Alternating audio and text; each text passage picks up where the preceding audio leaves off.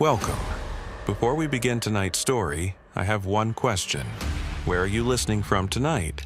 Let me know in the comments. And if you enjoy falling asleep to these calm but chilling tales, don't forget to subscribe and turn on notifications. Now, close your eyes and let the forest take you. You can't truly understand isolation until you stand at the edge of canyonlands at dawn and watch the sunlight touch the rock formations that have been here for millions of years. You feel the silence pressing down on you. It teaches you to notice every beat of your heart, every breath you take, and every mistake you might make. And the worst part about this place is that the consequences of your mistakes can turn into something other than just losing money or possessions, potentially causing you to lose everything. I'm Miles Everett, and I've been a park ranger here for 8 years.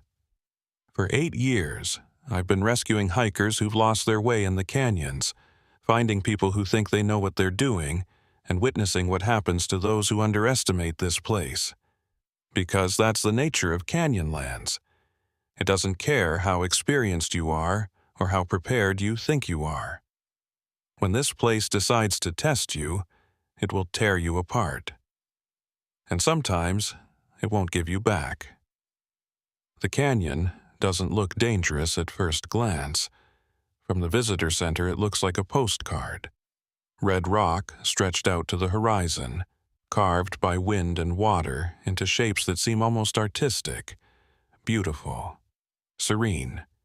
But get closer, walk those trails, descend into those narrow passages where the walls close in and the sky becomes a thin strip of blue above you, and you'll understand. This isn't a park, it's a labyrinth. And once you're inside, once you've gone deep enough, the rules change. I've seen things out here that should be impossible. I've found footprints that lead to dead ends, trails that don't exist on any map, hikers who swear they walked in a straight line but somehow ended up miles from where they started. The heat plays tricks on you.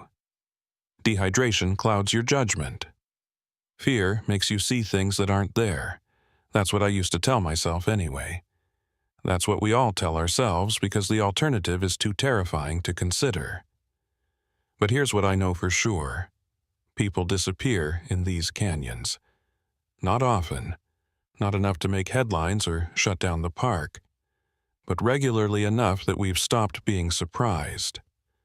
A hiker goes off trail, a family takes a wrong turn, someone wanders away from their group to take a photo and never comes back. We search.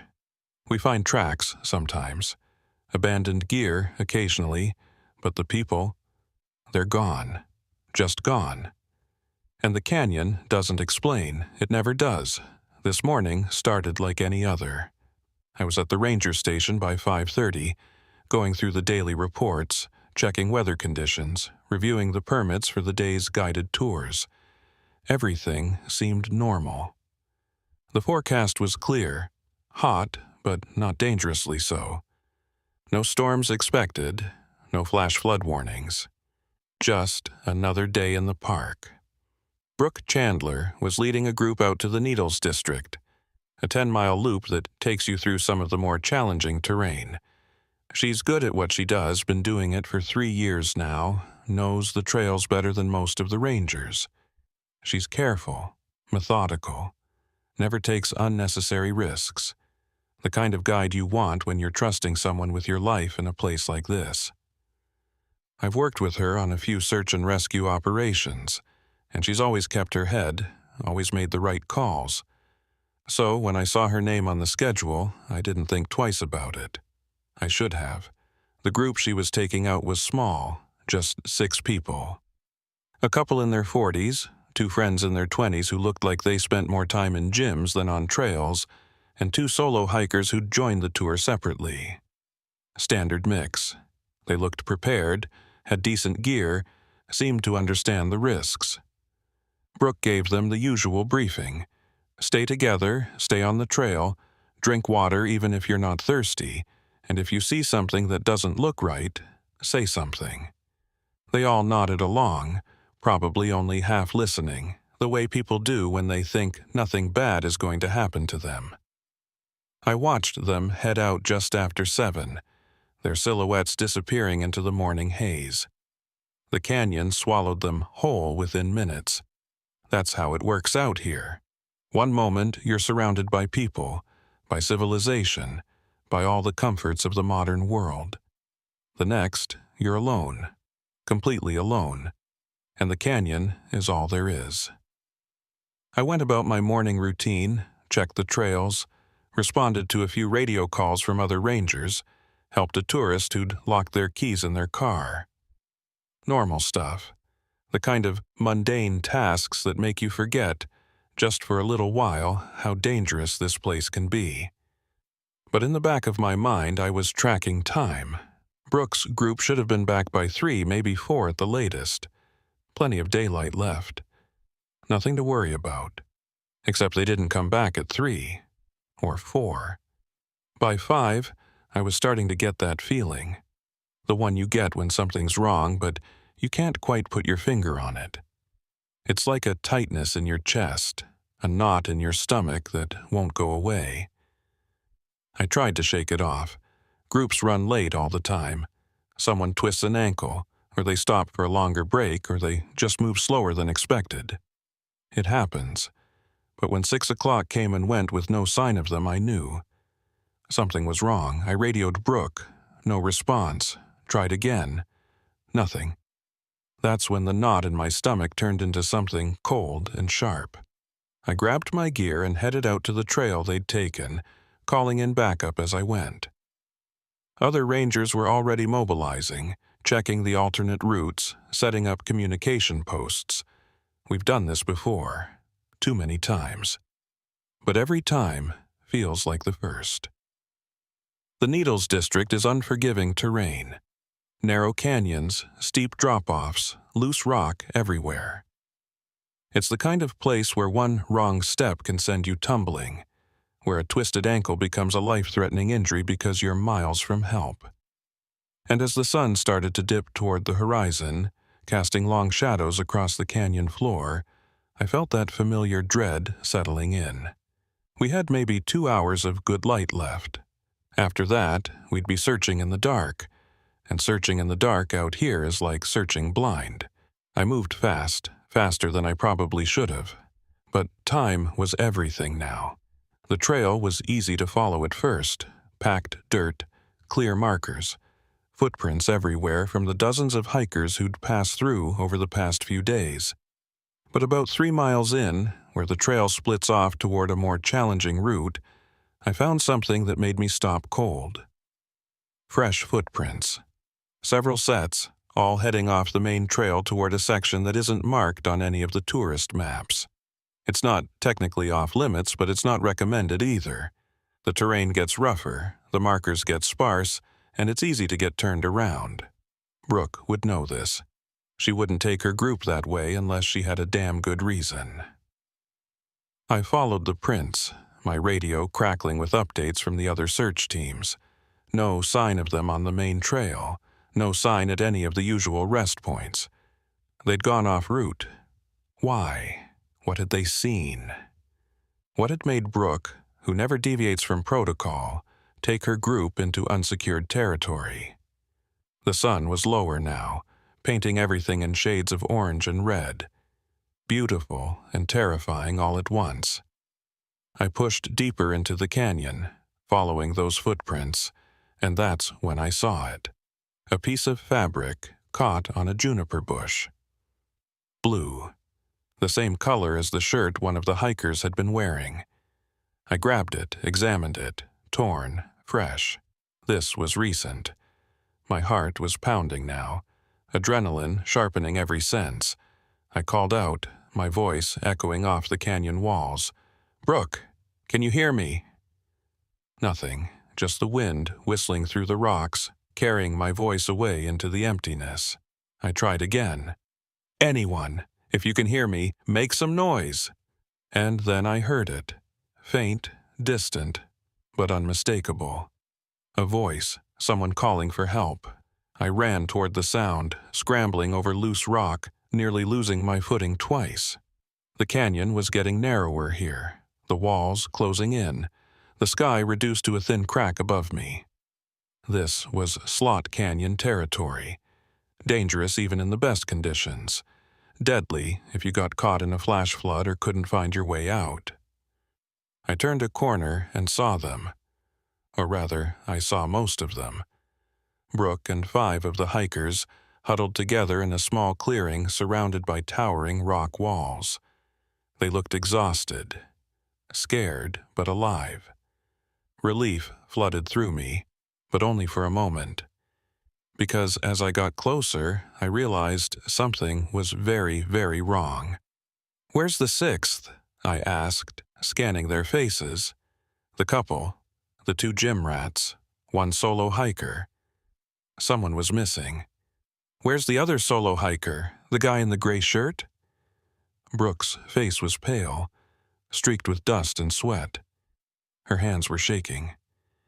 "He's gone," she said, her voice barely above a whisper. "He's gone, and I don't know where he went." "Gone? What do you mean, gone?" I knelt beside her, trying to keep my voice calm even though my mind was racing. "When did you last see him?" "About 2 hours ago." She was struggling to get the words out, her breath coming in short, sharp bursts. "We were hiking, everything was fine, and then we heard something, like voices. But not voices. I don't know how to explain it. It sounded like someone calling for help, but it was coming from off the trail. He said he was going to check it out just for a minute. I told him not to. I told him to stay with the group, but he didn't listen. He went around that corner." She pointed toward a narrow passage between 2 rock walls, and he just didn't come back. I looked at the passage. It was tight, maybe 2 feet wide at most, and it twisted out of sight after about 10 feet. Beyond that, I had no idea where it led. Could be a dead end. Could open up into another canyon. Could lead to a sheer drop. There was no way to know without going in. "Did you go after him?" I asked. She shook her head. "I tried. I got about halfway in, and then she hesitated, like she didn't want to say what came next. I heard something. Something that didn't sound right, and I got scared. I came back and radioed for help, but the signal's been cutting in and out." I stood up, looking at the narrow passage, then back at the group. They were all staring at me with that same look. The look people get when they realize they're in over their heads, when they understand that the rules they thought applied don't apply anymore. One of the gym guys was hyperventilating. The couple was holding each other. The remaining solo hiker was just staring at the ground, rocking back and forth slightly. "Okay," I said, trying to project confidence I didn't entirely feel. "Here's what we're going to do. I'm going to go in there and find him. You're all going to stay here with Brooke. Do not wander off. Do not go anywhere. I'll be back as soon as I can." "Miles, wait." Brooke grabbed my arm. "Be careful. There's something wrong with this place. I don't know what it is, but something's not right." I wanted to tell her she was just spooked, that the heat and the stress were getting to her, but I couldn't. Because I felt it too.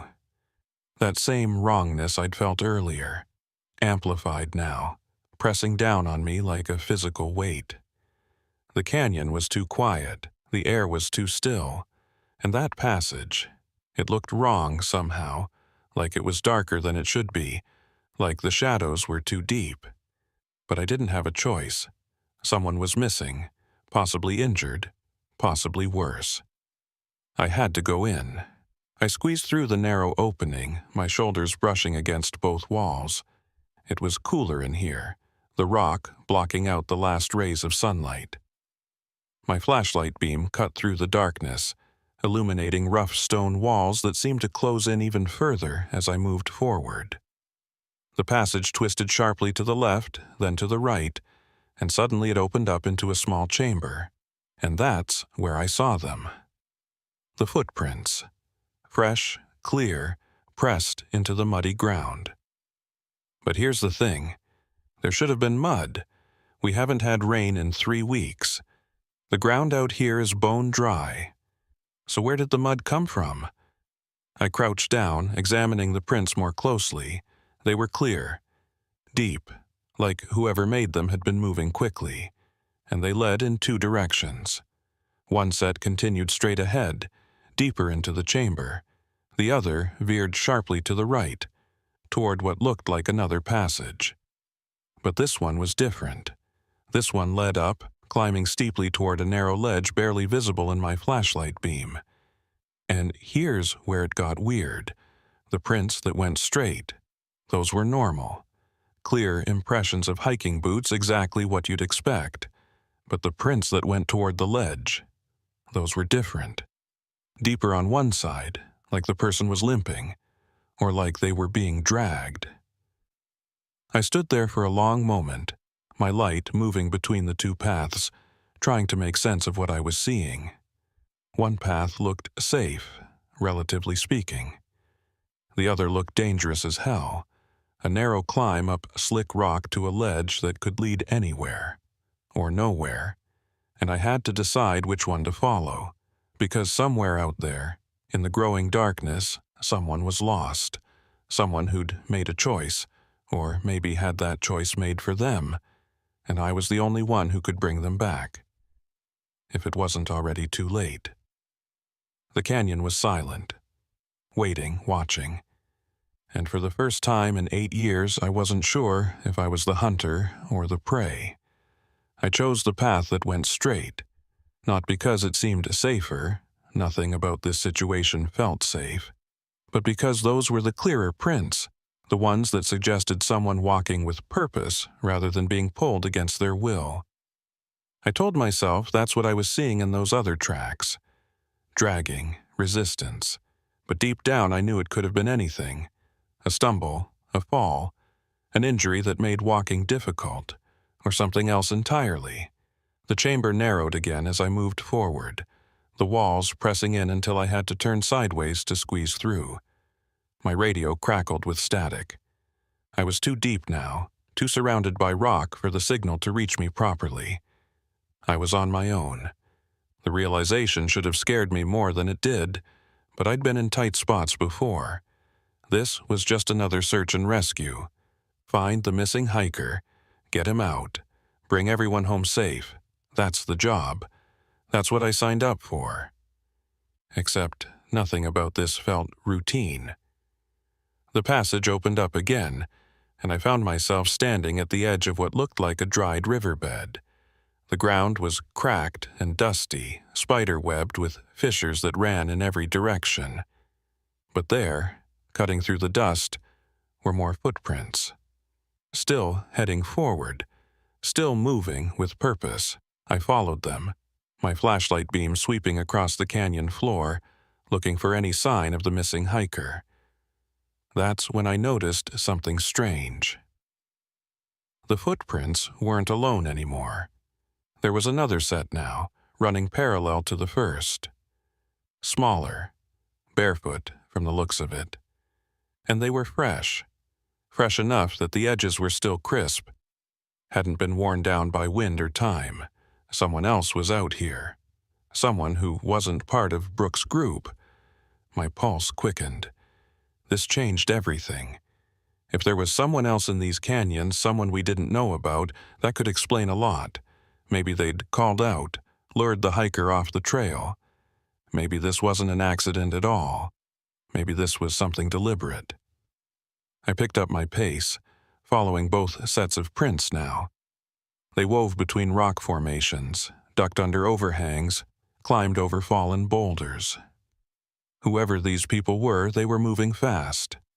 Too fast for someone who was supposed to be lost or injured. And the barefoot prints? They bothered me. Who the hell walks around out here barefoot? The ground is hot enough during the day to blister skin, and even now, in the fading light, it had to be uncomfortable at best, dangerous at worst, unless they knew something I didn't. Unless they'd been out here long enough that their feet had toughened up, that they'd learned to navigate this terrain in ways most people couldn't. That thought sent a chill down my spine. How long would someone have to be out here to get to that point? Weeks? Months? And if they'd been here that long, why hadn't anyone reported them missing? The canyon opened up into a wider area, and suddenly I could see the sky again, deep purple now, the last traces of daylight bleeding out. Stars were starting to appear, pinpricks of light against the gathering darkness. I had maybe 20 minutes of usable light left, and then I'd be relying entirely on my flashlight. Not ideal, but I'd worked in worse conditions. The footprints led toward a cluster of boulders stacked up against the canyon wall like giants' building blocks. They disappeared behind the rocks, and I hesitated, every instinct screaming at me to be careful. This was the kind of place where people could hide, where someone could be waiting. I loosened my radio from my belt, even though I knew it wouldn't do me much good down here, and moved forward slowly, keeping my back to the wall. "Hello," I called out, my voice echoing off the rocks. "This is Park Ranger Miles Everett. If anyone's there, I need you to identify yourself." Silence. Just the wind moving through the canyon, carrying with it the smell of dust and stone. I edged closer to the boulders, my flashlight raised, ready for anything. And then I saw him. He was sitting on the ground, his back against one of the larger rocks, his head tilted back like he was staring up at the stars. The missing hiker. Gray shirt, hiking boots, a day pack still strapped to his shoulders. He looked uninjured from what I could see, but something was off. He wasn't moving, wasn't responding to my calls, just sitting there, perfectly still. "Hey!" I rushed forward, dropping to my knees beside him. "Can you hear me? Are you hurt?" No response. His eyes were open, staring up at nothing, and his breathing was slow and steady. He wasn't unconscious. He was awake, alert even, but it was like he couldn't hear me, like he was somewhere else entirely, lost in his own head. I checked him over quickly. No obvious injuries, no blood. His pulse was strong, his breathing normal. Physically, he seemed fine. But mentally, something was very, very wrong.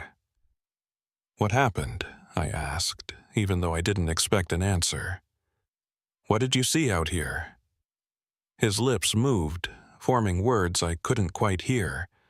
I leaned closer, straining to make out what he was saying, and then I caught it. Just 2 words, repeated over and over in a whisper so faint I almost missed it. "They're waiting." The hair on the back of my neck stood up. "Who's waiting? What are you talking about?"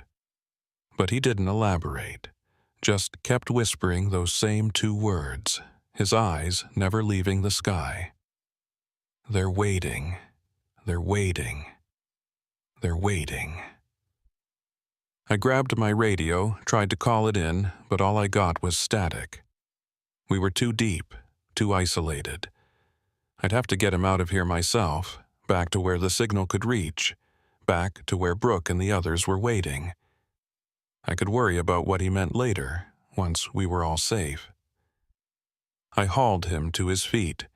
He came willingly enough, though his movements were sluggish, mechanical, and started guiding him back the way I'd come.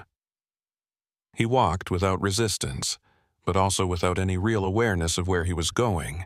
It was like leading a sleepwalker. Every few steps, he'd whisper those words again. "They're waiting." We made it back to the narrow passage, and I had to practically push him through, guiding his feet, making sure he didn't trip or get wedged in the tight space.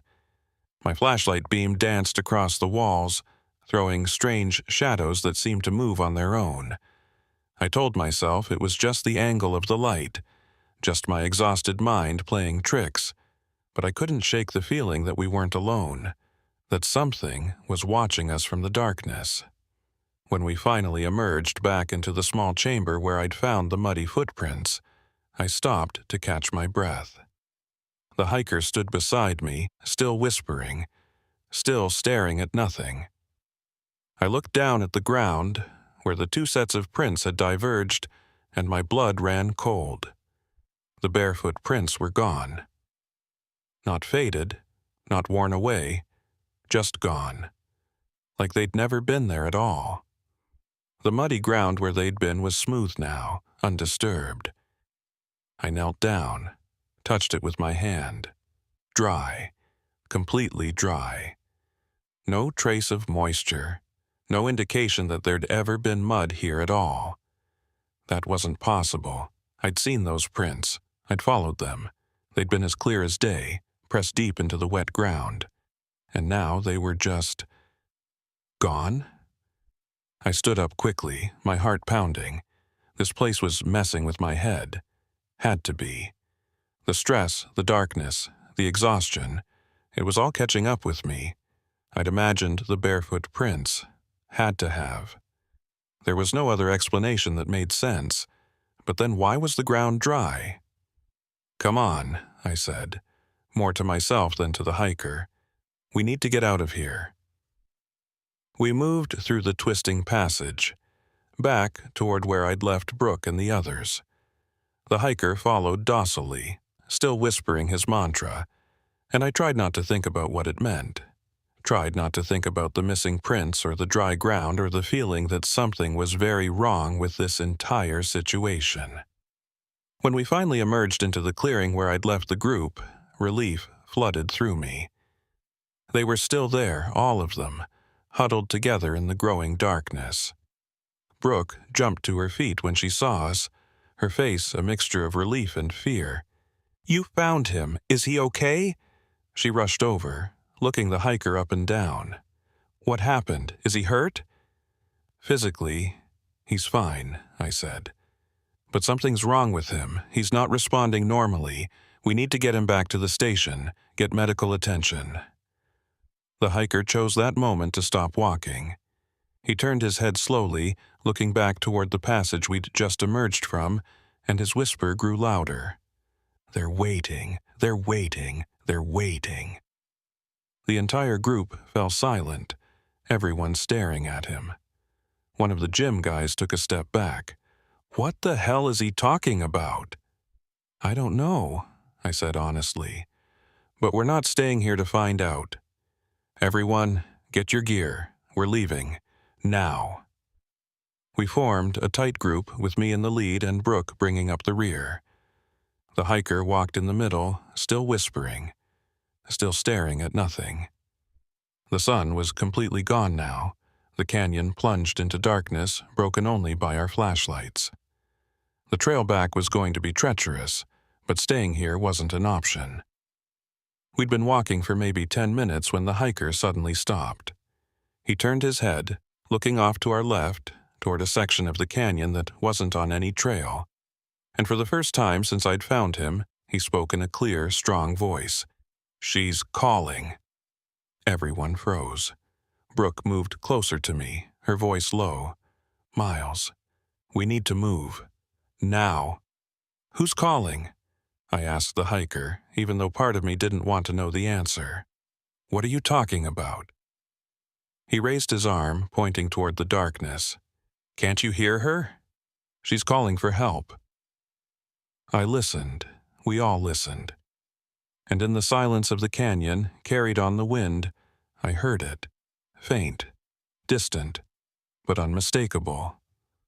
A voice, a woman's voice, calling out, "Help me, please. Someone help me." The couple gasped. One of the gym guys swore under his breath. And Brooke grabbed my arm, her fingers digging in hard. "That's not real," she whispered. "That can't be real. There's no one else out here." But we all heard it. Clear as day, a woman calling for help. Somewhere out there in the darkness. "Help me, I'm lost. Please." The hiker started walking toward the voice. I grabbed him, held him back. "No, we're not going that way. We're going back to the station." But he fought me, stronger than he should have been. His eyes suddenly focused and intense. "She needs help. We have to help her. She's waiting." "Stop it," Brooke snapped. "There's no one there. It's the canyon playing tricks. It's the wind. It's the acoustics. It's anything but a real person." The voice came again, closer now. "Please, I can see your lights. I'm right here. Please help me." And that's when I saw her, just for a second, at the very edge of my flashlight beam. A figure, female, from the silhouette, standing motionless between two rock formations. And then, just as quickly, she was gone, like she'd never been there at all. My flashlight beam swept across the rocks, but there was nothing. No one. Just empty canyon. "Did you see that?" one of the gym guys asked, his voice shaking. "Did you all see that?" "We're leaving," I said firmly. "Right now. No arguments. No stops. We walk straight back to the trailhead, and we don't look back." But as we started moving again, as we put distance between ourselves and that voice, I couldn't shake what I'd seen. Or thought I'd seen. A woman standing in the darkness watching us, and the way the hiker had reacted, like he'd been expecting her, like he'd been waiting for her. "They're waiting," he whispered again, softer now. "They're always waiting." The walk back took 2 hours.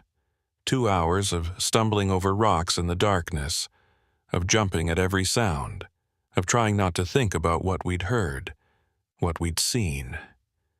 The hiker walked mechanically, no longer resisting, but also no longer really present. And none of us spoke. We just moved, driven by the primal need to get out, to reach safety, to put as much distance between ourselves and whatever was out there. When we finally emerged onto the main trail, when we saw the lights of the ranger station in the distance, the relief was overwhelming. Several of the group members started crying. Others just collapsed onto the ground, too exhausted to take another step. But we'd made it. We were safe. Or so I thought. Medical arrived within 20 minutes. They checked everyone over, treated minor scrapes and bruises, made sure no one was seriously injured. The hiker, his name was David Marsh, I learned from his ID, was taken to the hospital for evaluation. He'd stopped whispering by then, but he still had that 1,000-yard stare, that look of someone who'd seen something they couldn't process. Brooke pulled me aside as the ambulance was loading him up. "We need to talk," she said quietly, "about what happened out there." "Tomorrow," I said.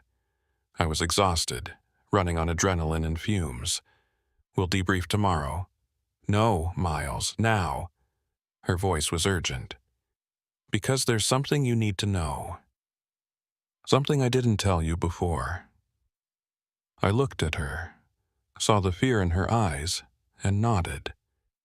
"Okay, what is it?" She glanced around, making sure no one else was listening. "That voice, the woman calling for help, I've heard it before." My stomach dropped. "What?" 3 months ago. I was leading a different group through that same area. We heard the same voice, the same calls for help. One of my hikers wanted to go investigate, but I stopped them. I told them it was just the wind, just acoustics, and we left. "Why didn't you report it?" "Because I thought I was going crazy. Because who's going to believe that there's a phantom voice in the canyon calling for help? But now," she shook her head, "now I know I wasn't imagining it. And I think David Marsh heard it too. I think that's what lured him off the trail. And Miles?" She grabbed my arm again. "I think there have been others." I didn't sleep that night, couldn't. Every time I closed my eyes, I saw that figure standing in the darkness. Heard that voice calling out for help. Felt that wrongness that had saturated the entire canyon, seeping into my bones like cold water. I sat in my quarters, going through incident reports from the past year, looking for patterns, looking for anything that might explain what we'd experienced. And I found them. Not all at once, not spelled out in clear terms, but buried in the bureaucratic language of official reports, hidden between the lines of dismissed complaints and unexplained incidents. Hikers reporting voices in the canyon, groups getting separated under mysterious circumstances, people wandering off-trail toward sounds that shouldn't exist. Most of it had been written off as heat exhaustion, dehydration, the mind playing tricks in an environment that was already disorienting enough. But when you lined them all up, when you plotted them on a map, a pattern emerged. They all happened in the same area, the northern section of the Needles District, the same place where Brooke had heard the voice 3 months ago, the same place where David Marsh had disappeared and been found whispering about things that were waiting. By dawn, I had 17 separate incidents documented. 17 times over the past 2 years that something strange had been reported in that specific area. And those were just the ones that had been officially filed.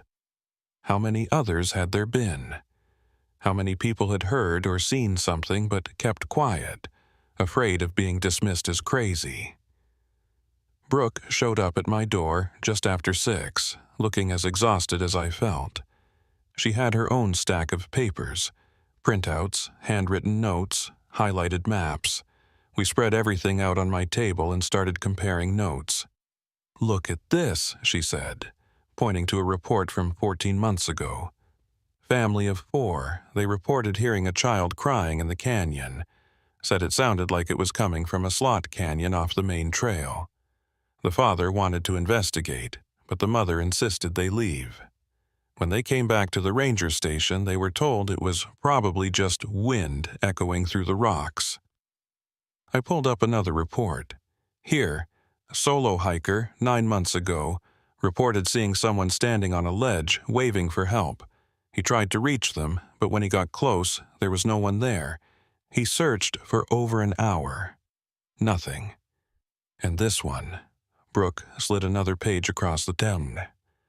Group of college kids, 6 months ago. They all swear they heard music, like actual music. A song they couldn't identify playing somewhere deep in the canyon.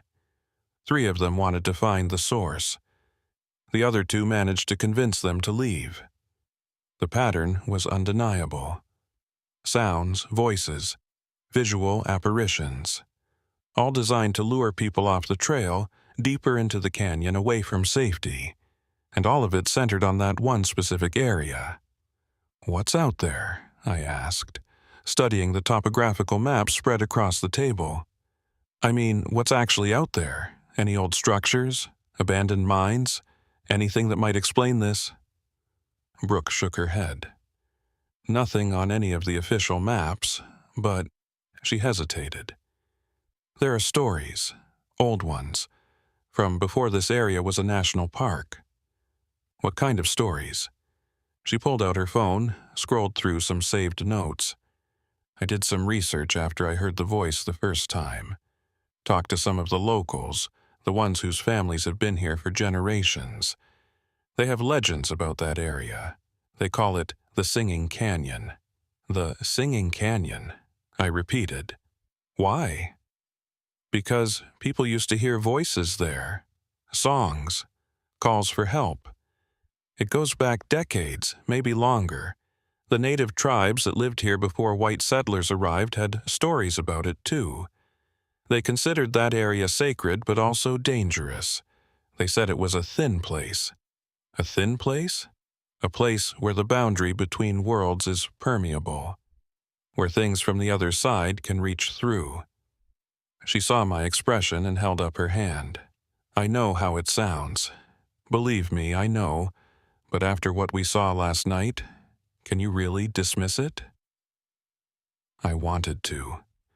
I wanted to tell her it was all folklore and superstition, that there had to be a rational explanation. But I'd seen that figure. I'd heard that voice. I'd watched David Marsh stare at nothing while whispering about things that were waiting. and I'd seen those footprints disappear from ground that went from muddy to bone dry in the space of minutes.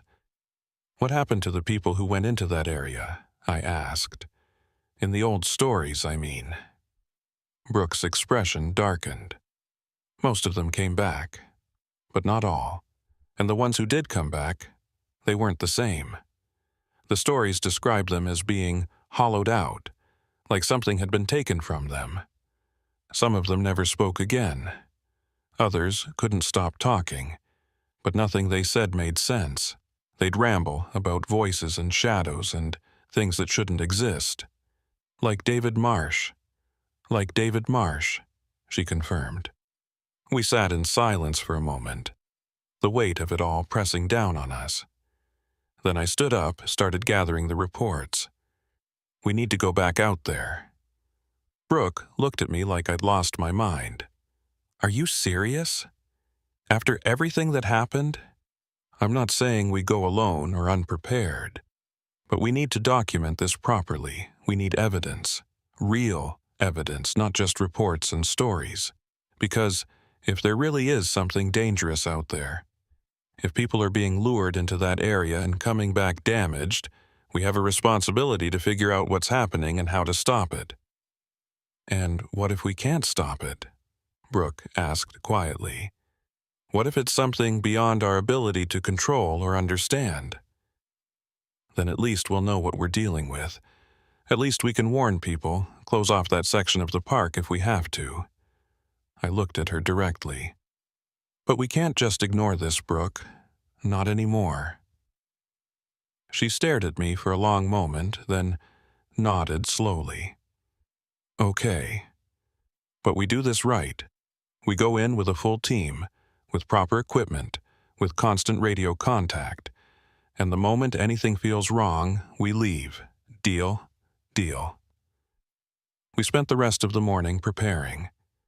I pulled 2 other rangers into the plan, Marcus Reed and Jennifer Torres, both veterans with years of experience in the park. I showed them the reports, told them what we'd experienced. To their credit, neither of them laughed or dismissed it. They'd both been in the backcountry long enough to know that strange things happened out here, things that didn't fit neatly into the natural order. I've heard stories about that area, Marcus said, studying the map. Never experienced anything myself, but I know other rangers who have. There was a guy, worked here about 5 years ago, who swore he saw someone standing in one of the slot canyons. He radioed for backup, went in to investigate, and there was nothing there. But he said he could feel something, like he was being watched. What happened to him? I asked. Transferred out 6 months later. Said the place got under his skin, couldn't shake the feeling that something was wrong. Jennifer leaned over the map, tracing the area with her finger. If we're going out there, we need to be smart about it. No splitting up, no investigating every weird sound or sight. We document what we see, we stay together, and if anyone feels like they're being compelled to go somewhere or do something, they speak up immediately. Agreed, I said.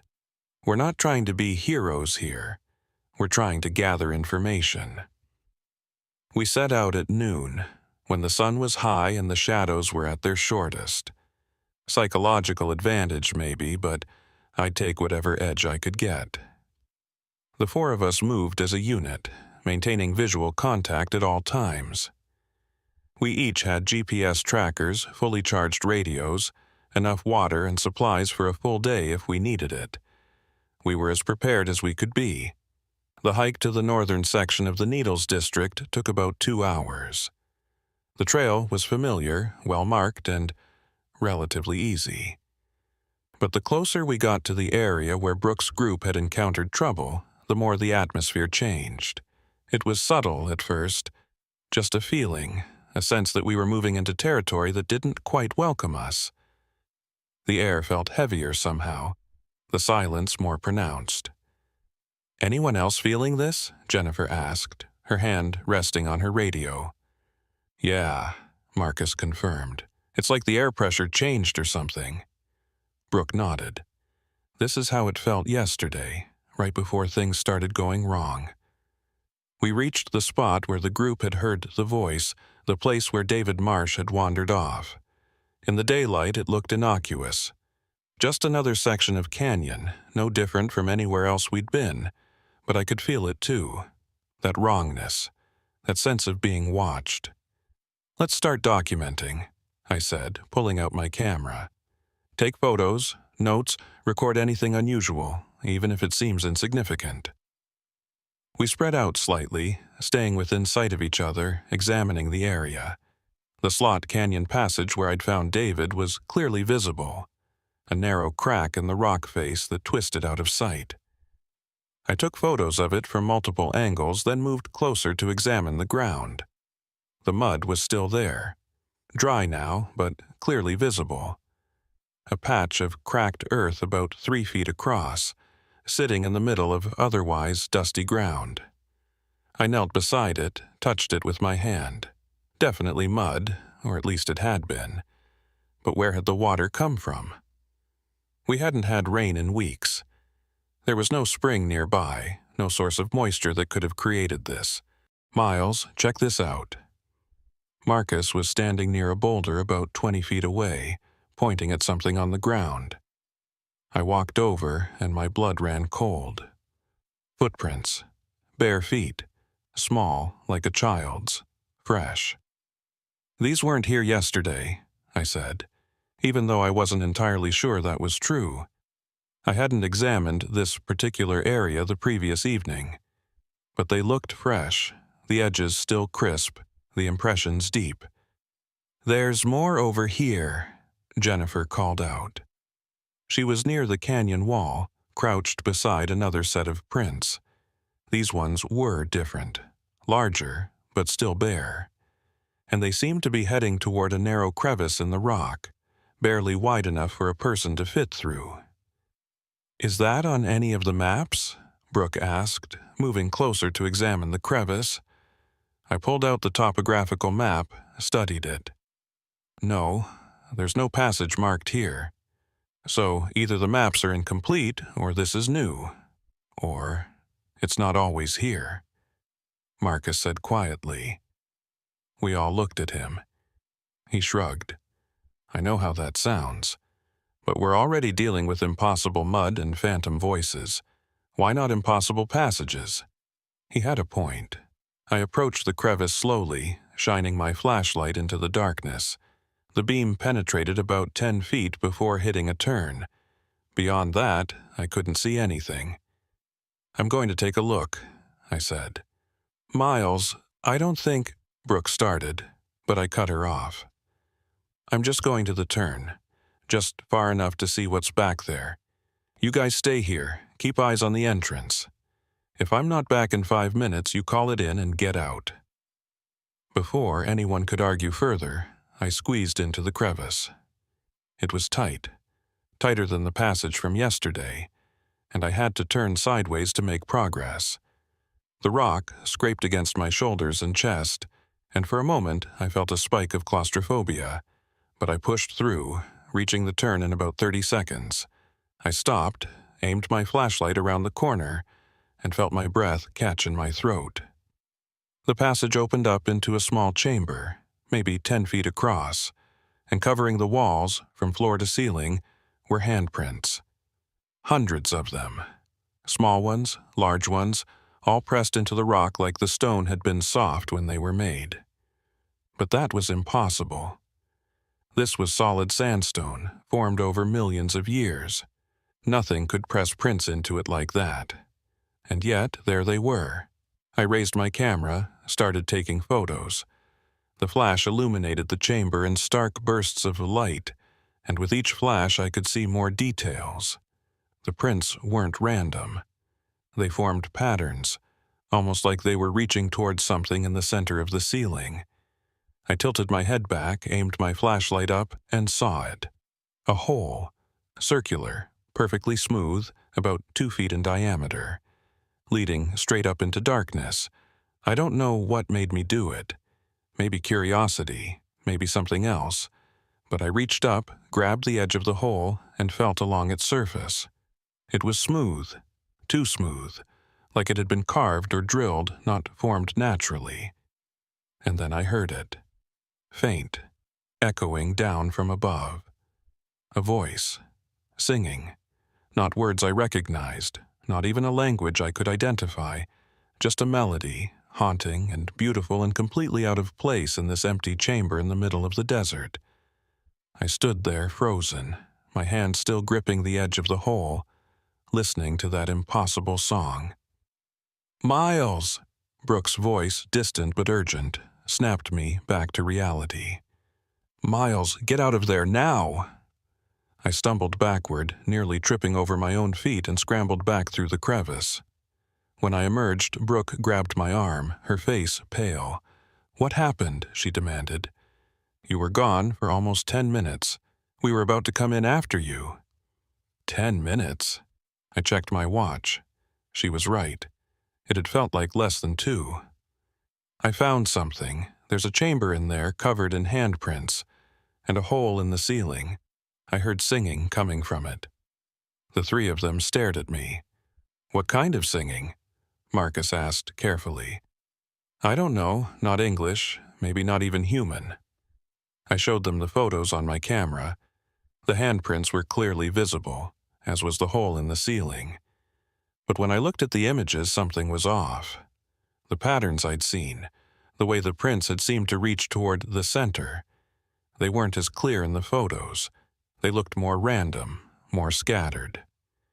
"We need to call this in," Jennifer said. "This is beyond a standard patrol. We need experts, anthropologists maybe, to examine this." But before anyone could respond, we heard it. All of us this time, clear as day. A woman's voice calling out from somewhere deeper in the canyon. "Help me, please, I'm trapped." We all froze, looking at each other. "That's the same voice," Brooke whispered. "From last night." The voice came again. "Please, I can hear you. I'm just ahead, please help me." And despite everything we knew, despite all the warning signs, I felt it. The pull. The overwhelming urge to go to that voice, to find whoever was calling, to help them.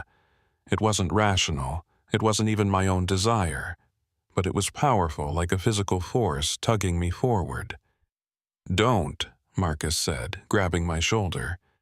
"That's what it wants. That's how it gets you." "But what if there really is someone out there?"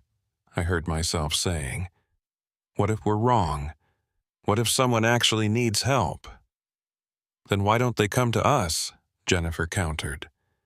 "Why are they always just ahead, always just out of sight? Think about it, Miles. Really think about it." She was right. I knew she was right. But the pull was so strong and the voice sounded so desperate, so real.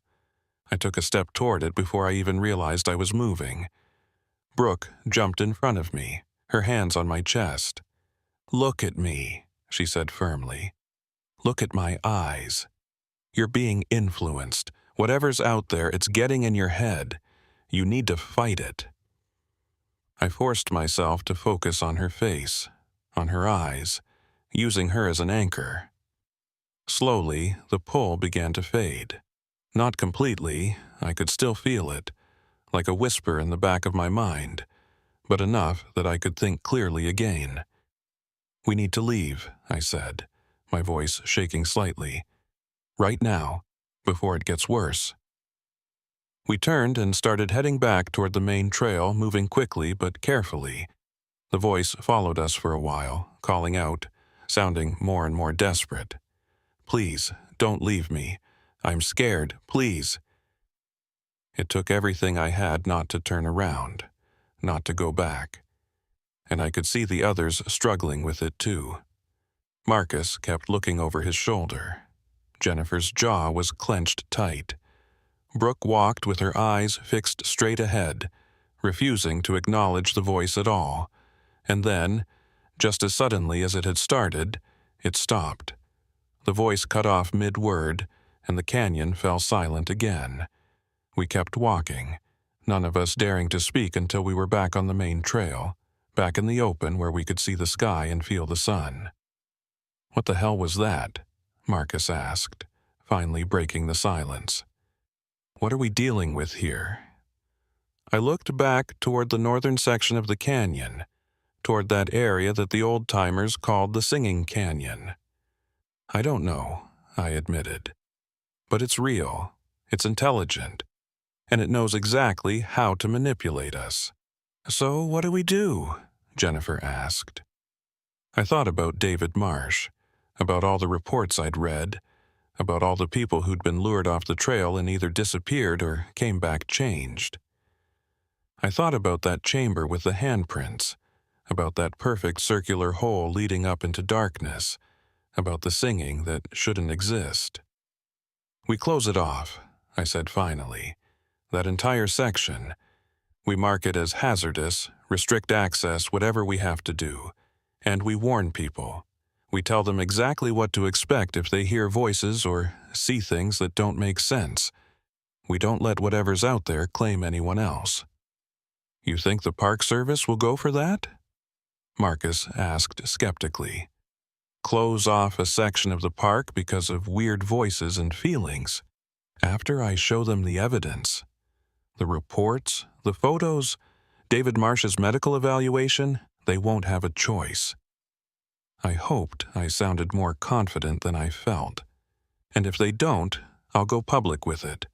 I'll make enough noise that they have to take it seriously."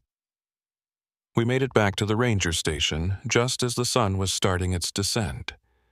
I went immediately to my office, started compiling everything we had, the reports, the photos, the testimonies. I worked through the evening, through the night, fueled by coffee and determination. By morning, I had a report that was impossible to ignore, and I was ready to fight for it. Because whatever was out there in the Singing Canyon, it wasn't going to stop on its own. It was patient, it was persistent, and it had been there long before we arrived. But now we knew, and knowing was the first step to protecting people from it. Or so I thought. The Park Service didn't want to hear it. I sat in a conference room with 3 administrators, my report spread across the table, photos displayed on a laptop screen, and watched their expressions shift from interest to skepticism to outright dismissal. "We appreciate your thoroughness, Ranger Everett, but we can't close off a section of the park based on anecdotal evidence and unexplained phenomena. Do you have any idea what that would do to our reputation?" "People are getting hurt," I said, keeping my voice level. "David Marsh is still in psychiatric evaluation. Look at the pattern. The pattern shows that people sometimes get disoriented in challenging terrain. That's not news." She closed my report, pushed it back across the table. "We need concrete evidence of actual danger, injuries, deaths, something tangible." I left feeling defeated and angry. Brooke was waiting outside. "They said no?" "They said we need concrete evidence." "So, what do we do now?" I looked toward the distant red rocks. "We do our jobs, we patrol, we warn hikers, and we keep documenting everything." But it wasn't enough. I knew it wasn't enough. 3 days later, another group went missing. A family, mother, father, 2 teenage daughters. They'd set out early in the morning for a simple day hike. They never checked back in. We launched an immediate search at sunset. I was part of the team. So were Brooke, Marcus, and Jennifer. We knew where they'd gone. We knew what they'd probably encountered. The sun was setting as we reached the area near the Singing Canyon. We moved quickly, calling out, scanning the terrain. Marcus found them first. Footprints, multiple sets, all heading into the narrow passage. They went in, and he said, all 4 of them. "Why would they all go in there?" Jennifer asked. "Unless they were called," Brooke said quietly. I stared at the dark mouth of the passage, feeling that same pull. We have to go in, but we stay together. No one goes more than arm's length from anyone else. We entered the passage the single file. When we reached the chamber with the handprints, I stopped. The others crowded in behind me. The handprints were still there, but there were more now. Fresh ones. Smaller ones, like they'd been made by teenagers. They were here, Marcus breathed. In the center of the chamber were boot prints, 4 distinct sets, all converging in a circle, like they'd been standing there looking up together. I raised my flashlight toward the circular opening. The beam penetrated maybe 15 feet before being swallowed, but I could see grooves along the interior, evenly spaced, spiral-shaped, like stairs carved into stone. "Can anyone hear that?" Brooke asked. We fell silent. Yes, I could hear it, singing. Multiple voices, harmonizing in ways that shouldn't be possible. "It's coming from up there," Marcus said. "We're not going up there," I said firmly. "I can see light," Jennifer interrupted. "There's light up there, like daylight." Impossible. It was night. But when I looked up, I saw it too. A faint glow from somewhere above, and the singing was getting louder. Beautiful. Haunting. The kind of sound that made you want to find its source. "We need to go up," Marcus said, his voice distant. "We need to see." "No, we need to get out of here." "But the family," Brooke said. "They went up there. We have to find them." She was right. I found myself reaching for the edge of the shaft. The grooves were perfectly sized for handholds. The stone was cool, smooth, but not slippery. "Miles, what are you doing?" Jennifer's voice seemed far away. "I'm going to look, just to see if they're up there." I pulled myself up, feet finding the spiral grooves. It was easier than it should have been. Behind me, the others followed. We were all going up together. The light grew brighter as I climbed. The singing grew louder. I could smell something sweet and familiar. Like flowers, but not any I recognized. Like home, but not my home. The shaft opened suddenly, and I pulled myself over the edge. I stood up, and my breath caught. I was standing in a canyon, but not the canyon I'd entered. This one glowed from within, pulsing with soft light. The sky was wrong, too bright, too blue, with stars visible even though it seemed to be daytime. And the singing was everywhere. Standing in the center was the family, all 4 of them, holding hands in a circle, swaying gently, eyes closed, faces peaceful. "Hey," I called out, "can you hear me?" They didn't respond. Just kept swaying, kept smiling. Behind me, the others emerged from the shaft. And then something moved behind the family. Something tall and thin, made of shadow and light simultaneously. It had no clear shape, but I knew it was looking at me. Then it spoke directly into my mind. "You came back." "I don't. What do you mean? I've never been here before." "Haven't you? Look at your hands." I looked down. My hands were covered in red clay, and there on my palms were handprints. Small ones, pressed there by something else. They all come back, eventually. Everyone who hears the singing, the call is patient. It can wait years, decades. They always return. What are you? I am what remains when everything else is gone. I am the echo of voices long silenced. I am what fills empty spaces, and this canyon has been empty for so long. The shadow moved closer. Behind me, I heard Brooke crying, heard Marcus praying, heard Jennifer's radio crackling with desperate static. You can join them, stay here, where nothing hurts and nothing ends. Where the singing never stops. Or you can leave. But if you leave, you'll always hear it. Always feel the pull. Always know this place is waiting. I looked at the family. They looked happy, content, and part of me wanted to join them, wanted to close my eyes and let the singing wash over me forever. But another part, The part that had spent 20 years helping people knew this was wrong. This wasn't peace. This was predation. This thing was collecting people. "No," I said. "We're leaving, all of us, including them." The shadow grew larger, darker. "You don't have the strength. They don't want to leave. I don't care. They're being influenced, and I'm getting them out." I walked forward, pushed through the shadow thing. It felt like walking through cold water. I reached the mother, grabbed her arm, shook her gently. "Ma'am, you need to come with me. Your family needs you." Her eyes opened slowly, glassy, unfocused, but somewhere in their depths I saw recognition, saw fear. "I don't want to leave," she whispered. "It's so beautiful here. I know, but it's not real, and your daughters need you in the real world." That reached her. She blinked, looked at her daughters. "My daughters? Where am I?" "Somewhere you shouldn't be. Come on." I pulled her from the circle.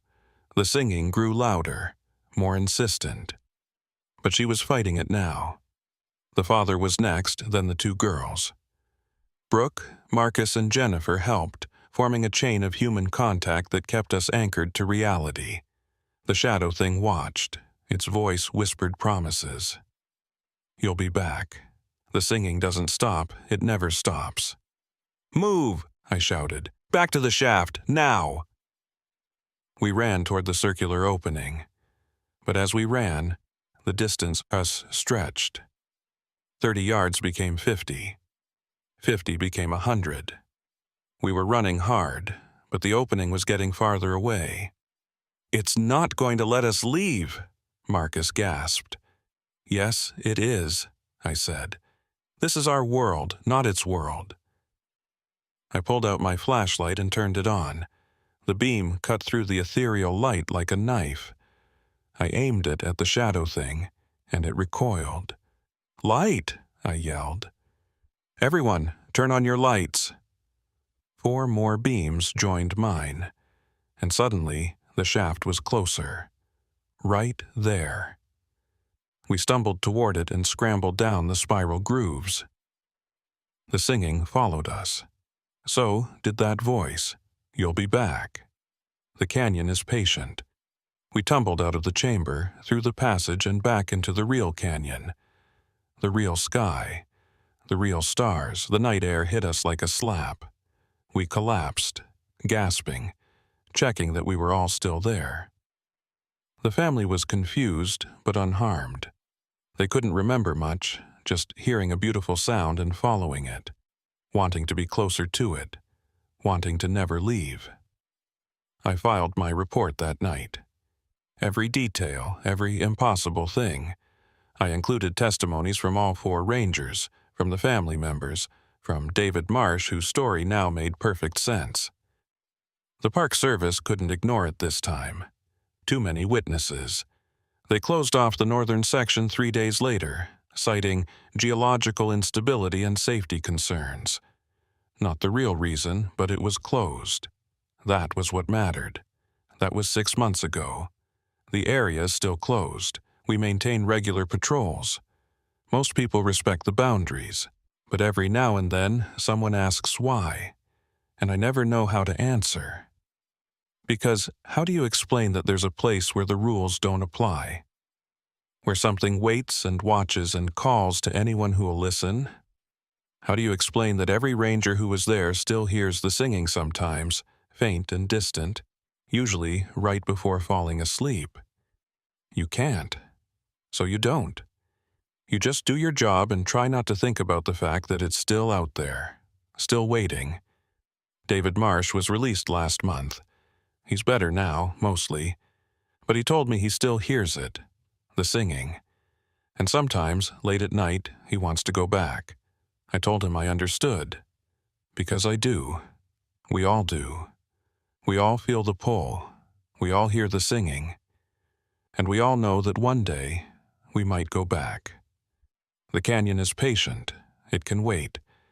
And it knows that sooner or later we all return to the places that haunt us. It's human nature. We're drawn to mysteries, to beauty, to things we don't understand, even when we know those things might destroy us. I still patrol these canyons, still pull lost hikers out of the trouble, still do the job I've done for 20 years, but I stay away from the northern section now. Stay away from the Singing Canyon. And when I'm out on patrol late at night, I try not to listen too carefully to the wind, because sometimes, if conditions are right, I can hear it. The singing. And every time I hear it, I have to fight the urge to follow it. To find that shaft again, climb those spiral stairs, and see what's waiting. Because part of me wants to know more, wants to understand, wants to go back. But I won't. Because I know what happens to people who go back, and I know that if I ever follow that singing again, I won't be the one who comes back. The canyon will keep me, and I'll become just another voice in its collection, another echo in its emptiness, another story whispered between rangers late at night. So I stay away. I warn others. I do what I can, and I try not to think about the fact that someday someone else will be standing where I'm standing, hearing what I'm hearing, feeling what I'm feeling, and they'll have to make the same choice: resist the call or give in, stay in the real world, or slip into that place where the singing never stops and you never have to feel alone again. The canyon knows this. It can wait. It's been waiting long before I got here, and it'll be waiting long after I'm gone. That's what makes it dangerous. That's what makes it impossible to escape. Because you can leave the canyon, but the canyon never really leaves you. It's there, in the back of your mind, in the quiet moments, waiting, patient, ready to sing you home whenever you're ready to listen. And you know what scares me most? I think one day I might be ready. Because humans aren't built to resist beauty forever, even beauty that destroys us. The canyon knows this, and the canyon can wait. You think you understand heat until you've stood in the middle of Canyonlands in July when the thermometer hits 115 degrees and the sun beats down on you like a physical force. The air shimmers, the rock glows, and every breath you take feels like you're inhaling from an oven. This isn't the kind of heat that makes you sweat. You're so dehydrated by the time you notice that your body has already stopped trying to cool itself. This is the kind of heat that kills, quietly, efficiently, without warning. I'm Dana Corbin, and I've been a ranger here for 12 years. 12 summers of watching people underestimate this place. 12 summers of pulling dehydrated hikers off trails, of finding tourists who thought one water bottle would be enough for a 6-mile hike, of explaining to families that, yes, people die out here, and no, it's not as rare as you'd think. The desert doesn't care how prepared you think you are. It doesn't care about your plans, or your experience, or your confidence. When the temperature climbs past 110, when the sun is directly overhead and there's no shade for miles, the desert has one simple rule: respect it, or it will take everything from you. This morning started like any summer morning in the park. Hot before sunrise, brutal by 9. The kind of day where we tell people to stay in their cars, to wait until evening to hike, to drink water even if they're not thirsty. The kind of day where we know someone, somewhere, is going to make a mistake. We just never know who it's going to be until it's too late. The call came in at 10:47 a.m. A missed check-in. Jacob Renshaw, 26 years old, solo camper, had a permit for 3 nights in the backcountry. He was supposed to radio in yesterday evening. He didn't. This morning, nothing. No signal, no contact, no response to our attempts to reach him. That's never good, but in this heat, it's a crisis. I grabbed my gear and headed out with 2 other rangers, Marcus and Jennifer, both veterans who know these canyons as well as anyone. We had Jacob's last known coordinates, the location where he'd told us he was planning to camp. It was about 8 miles in one of the more isolated sections of the park. Not technical terrain, but remote enough that if something went wrong, you were on your own until help arrived. The heat hit us the moment we left the air-conditioned ranger station. It was like walking into a wall. The sun was already high, the sky a harsh, cloudless blue that hurt to look at. The temperature gauge on my truck read 112. It would get hotter. "This is bad," Marcus said, checking his water supply for the 3rd time. "If he's been out there since yesterday without water—" He didn't need to finish the sentence. We all knew what happened to people who ran out of water in this kind of heat. Dehydration sets in fast. Within hours, you're confused, disoriented, your judgment fails, you make bad decisions, and then your body starts shutting down. Kidneys first, usually. Then everything else follows. If Jacob had been without water for more than 12 hours in this temperature, we were probably looking for a body, not a survivor. We drove as far as we could, then started hiking. The trail was exposed, no shade, just red rock and sand stretching out to the horizon. The heat radiated up from the ground, making it feel like we were walking on a griddle. I could feel it through my boots. Every step was an effort, every breath burned. "How did he even get a permit for this weekend?" Jennifer asked, her face already red and slick with sweat. "We've been telling people to stay out of the backcountry all week." "He applied 3 months ago," I said, "before we knew it was going to be this hot. And technically we can't refuse permits just because of temperature. We can advise against it, but if someone wants to go, we can't stop them."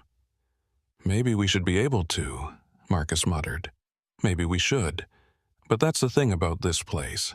People come here for the challenge, for the solitude, for the chance to test themselves against one of the harshest environments in North America.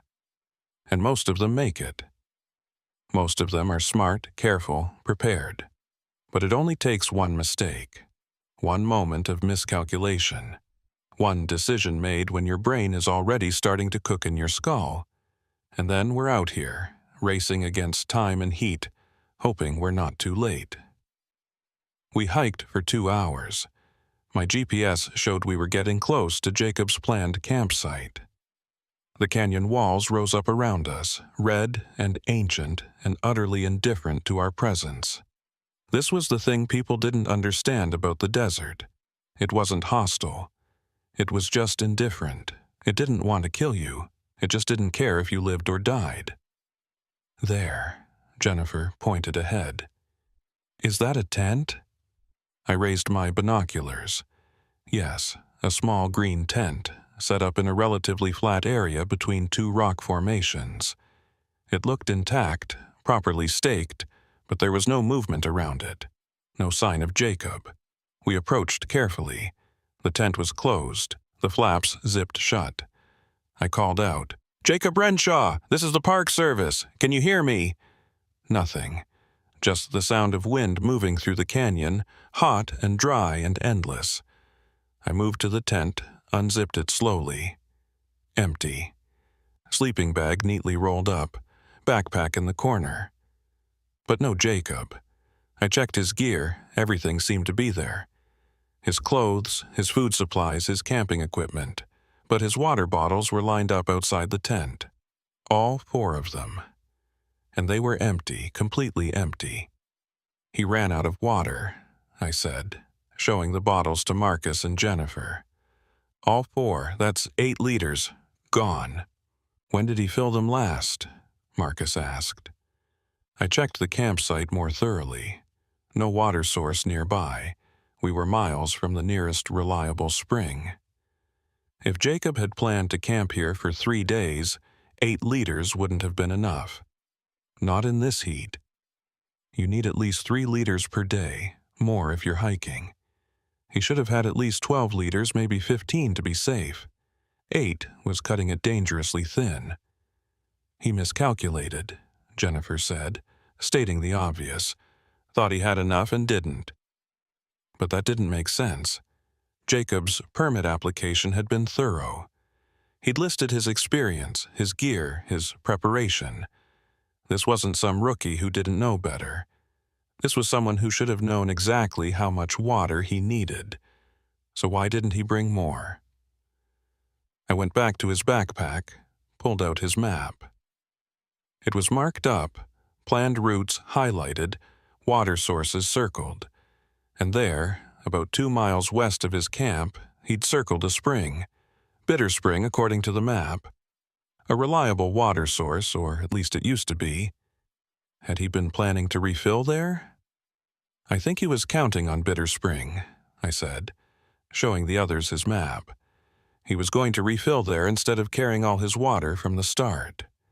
Marcus pulled out his own map, cross-referenced it. Bitter Spring dried up 3 years ago. We sent out notifications, updated all the maps we distribute. Did he have an old map? I checked the date on Jacob's map.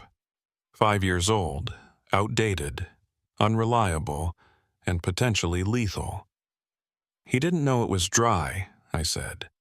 He ran out of water here, then went to Bitter Spring to refill.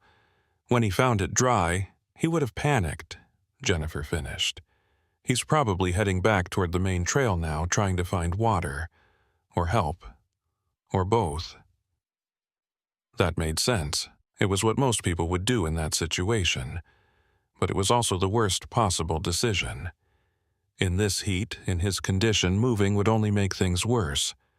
The smart thing to do would be to stay in the shade, conserve energy, wait for someone to find you. But when you're dehydrated, when your brain is starting to shut down, you don't think clearly, you just react. And then I saw it, a piece of paper, partially buried in the sand near the tent. I pulled it out carefully. It was a note, handwritten. The paper already yellowed and brittle from the heat. The writing was shaky, barely legible. Yol bitti. The words didn't make sense. I stared at them, trying to understand. Turkish, maybe? But why would Jacob, an American from Colorado according to his permit, write a note in Turkish? And what did it mean? What language is that? Marcus asked, looking over my shoulder. I think it's Turkish. It means, the road is finished, or the road has ended. Something like that. I'm not sure. Why would he write this? Maybe he wasn't thinking clearly, Jennifer suggested. Dehydration causes confusion. He might have been hallucinating, mixing up languages, writing whatever came into his head. That was possible. Severe dehydration could cause all kinds of cognitive problems. But something about this note bothered me. The handwriting, despite being shaky, was deliberate. This wasn't random scribbling. This was intentional. Jacob had written this message for a reason, even if we couldn't understand what that reason was. I took a photo of the note with my phone, then carefully placed it in an evidence bag. We'd figure out what it meant later. Right now, we needed to find Jacob. His phone, I said suddenly. Did we find his phone? We searched the tent again, more thoroughly this time. And there it was, in the front pocket of his backpack. Except it wasn't really a phone anymore. It was a melted piece of plastic and metal, warped and destroyed, like it had been left on a hot stove. The screen was cracked and bubbled. The case melted into an unrecognizable shape. What the hell happened to this? Marcus held it up to the light. Phones don't just melt, even in this heat. They do if you leave them in direct sunlight, I said. The inside of a tent can get up to 140, 150 degrees. If he left his phone in here, in the sun, it would absolutely melt. But why would he do that?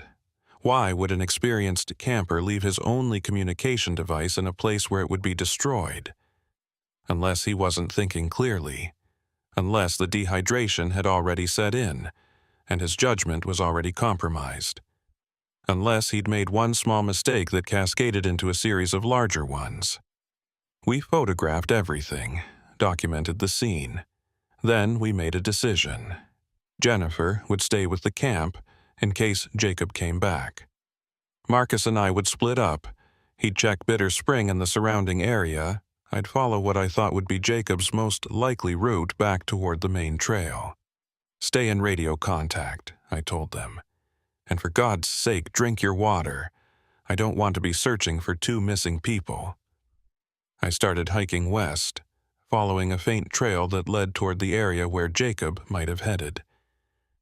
The heat was oppressive, suffocating. My shirt was already soaked through with sweat. I forced myself to drink water regularly, even though I wasn't thirsty.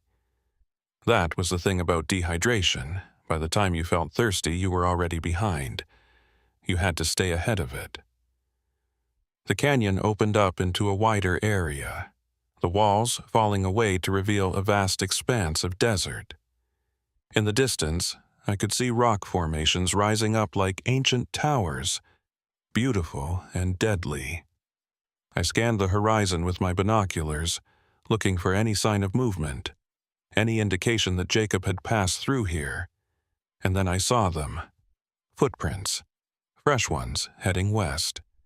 They were unsteady, weaving back and forth the kind of track someone leaves when they're no longer walking straight, when their body is starting to fail them. I followed the tracks. They led me deeper into the canyon, away from the main trail, away from any water source I knew about. This was wrong. Jacob should have been heading east, back toward civilization. Instead, he was going west, into one of the most remote and dangerous sections of the park. Unless he didn't know which way was east anymore. Unless his sense of direction was gone. His judgment completely compromised. Unless he was walking blind, driven by instinct and fear and a brain that was no longer capable of making rational decisions. The footprints led me to a narrow passage between 2 rock walls. It was maybe 4 feet wide, the walls rising up 30 feet on either side, creating a natural corridor. I stepped into it, and immediately the temperature dropped by maybe 10 degrees. The shade was a relief, even if it was only temporary. The passage twisted and turned, and I followed Jacob's tracks through it. They were getting less distinct now, sometimes disappearing entirely where the rock was too hard to leave an impression. But I could still see signs of his passage, a disturbed pebble here, a smudge of dust there. And then the passage opened up into a small clearing, and I stopped dead in my tracks. There, scratched into the rock wall, were words, not Turkish this time, English, written with something sharp, maybe a knife or a piece of metal.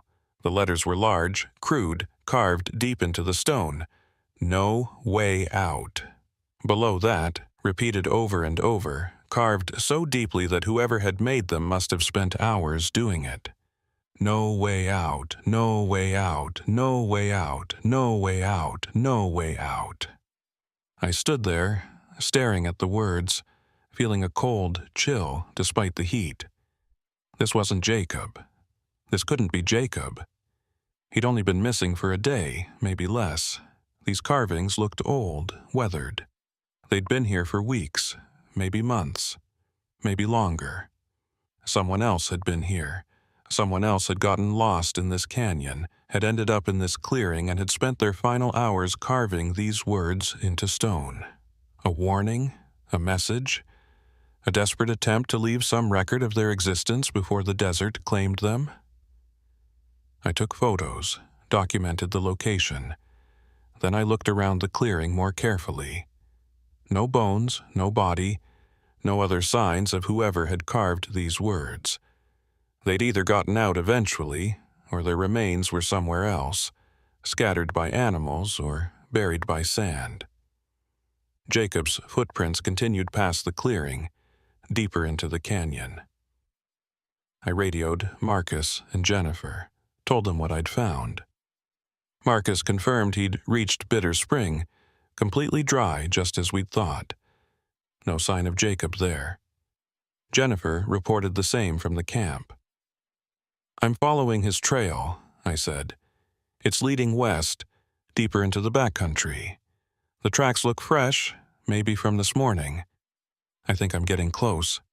"Be careful," Marcus warned. "Don't go too far. We can't afford to lose you, too." I promised to be careful, then kept moving. The canyon was narrowing again, the walls closing in. The footprints were clearer here, pressed into soft sand, and they were more erratic now, like Jacob was stumbling, falling, getting back up and continuing anyway. And then I found it. Another note. This one wasn't buried, it was sitting on top of a flat rock, weighted down with a smaller stone so it wouldn't blow away. I picked it up carefully. The same handwriting as before. The same shaky, desperate letters. But this time the message was in English. "Water runs uphill here, following it back to the beginning, back to before." I read it 3 times, trying to make sense of it. Water runs uphill? That wasn't possible. Water always flows downward, pulled by gravity. It's one of the fundamental laws of nature. But Jacob had written this. He'd believed it enough to write it down, to leave it as a note. What had he seen? What had his dehydrated, failing brain interpreted as water running uphill? And then I understood. Heat shimmer. Mirages.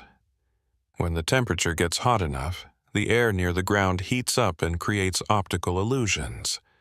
You see water where there isn't any. You see lakes, rivers, pools of crystal-clear liquid that vanish when you get close to them.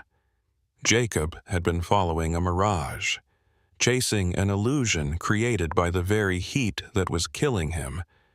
Back to the beginning. What did that mean? Back to his camp? Back to the trailhead? Or something else, something that only made sense to a mind that was no longer functioning properly. I kept following the footprints. They were leading me up now, climbing a steep slope of loose rock and sand. This was dangerous terrain, the kind of place where one wrong step could send you tumbling. But Jacob had come this way, driven by whatever he'd seen or thought he'd seen. The slope leveled out onto a plateau, and suddenly I was standing at the edge of a cliff. A sheer drop of at least 200 feet down into a canyon I didn't recognize. I'd thought I knew every major formation in this park, but I'd never seen this one. It was as if the landscape had rearranged itself, revealing hidden spaces that existed outside the boundaries of any map. And there, at the very edge of the cliff, were Jacob's footprints, leading right to the edge. And then nothing, they just stopped, like he'd walked straight off and into the void. No, that couldn't be right. I got down on my hands and knees, examined the edge more carefully. The rock was loose here, unstable.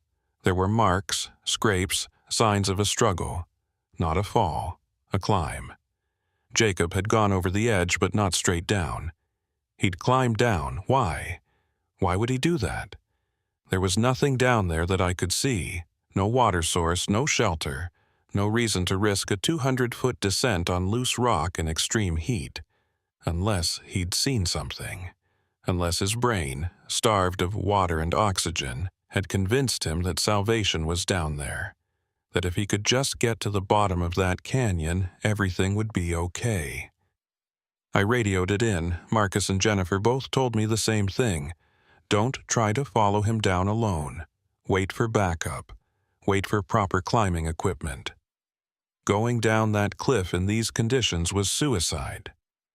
I knew they were right, but I also knew that every minute I waited was another minute Jacob might not have. I looked over the edge again, trying to spot any sign of him. Nothing.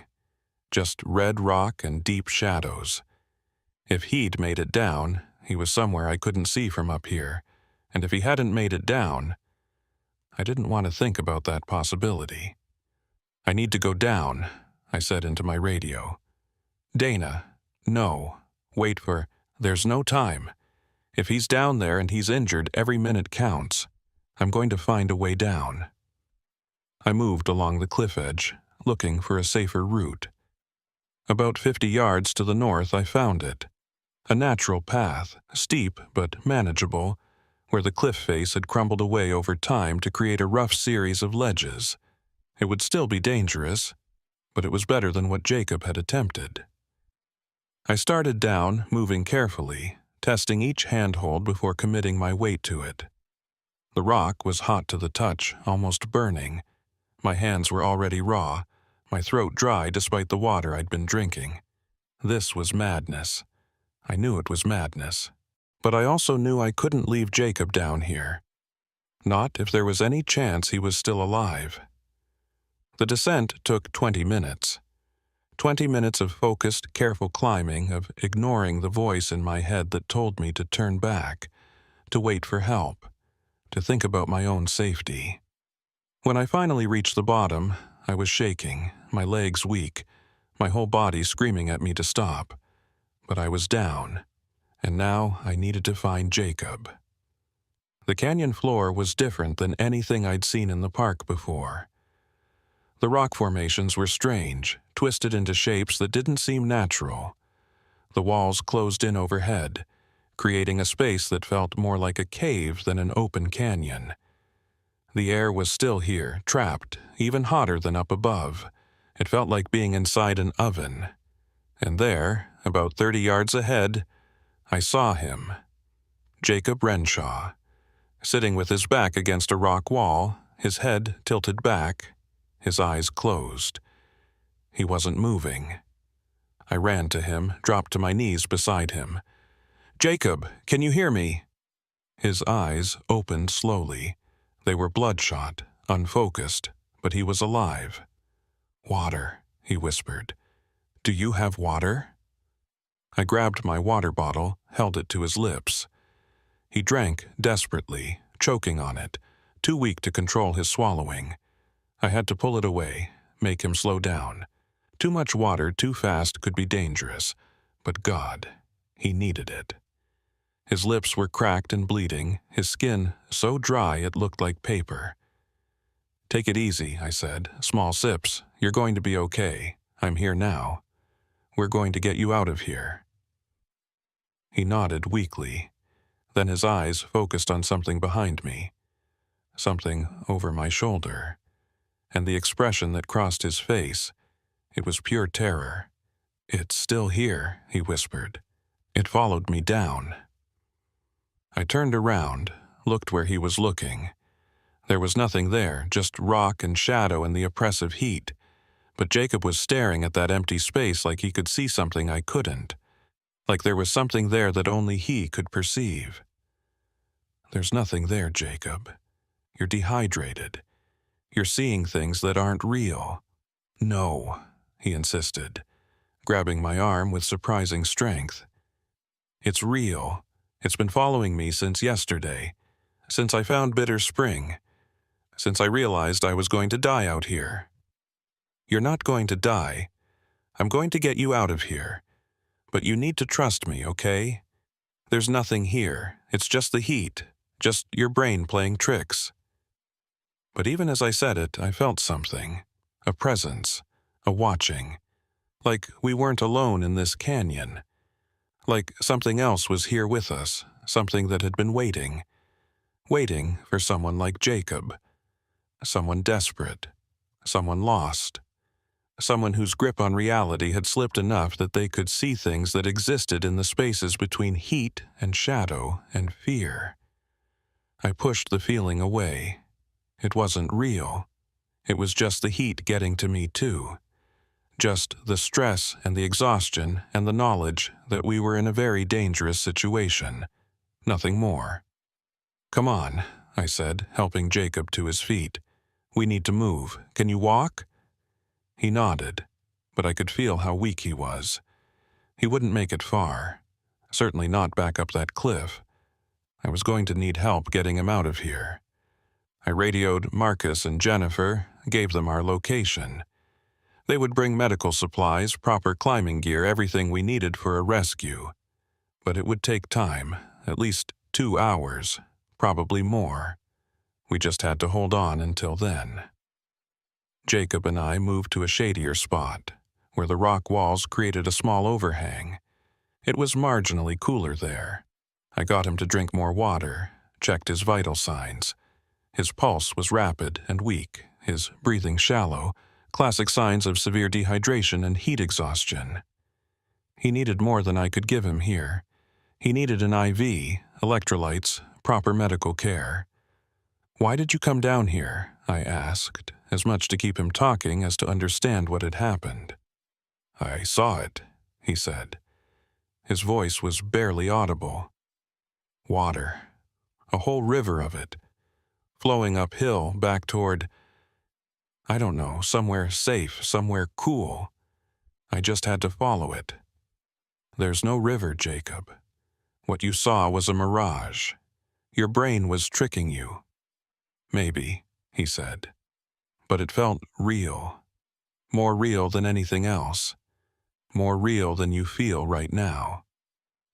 He looked at me, and his eyes were clear for just a moment.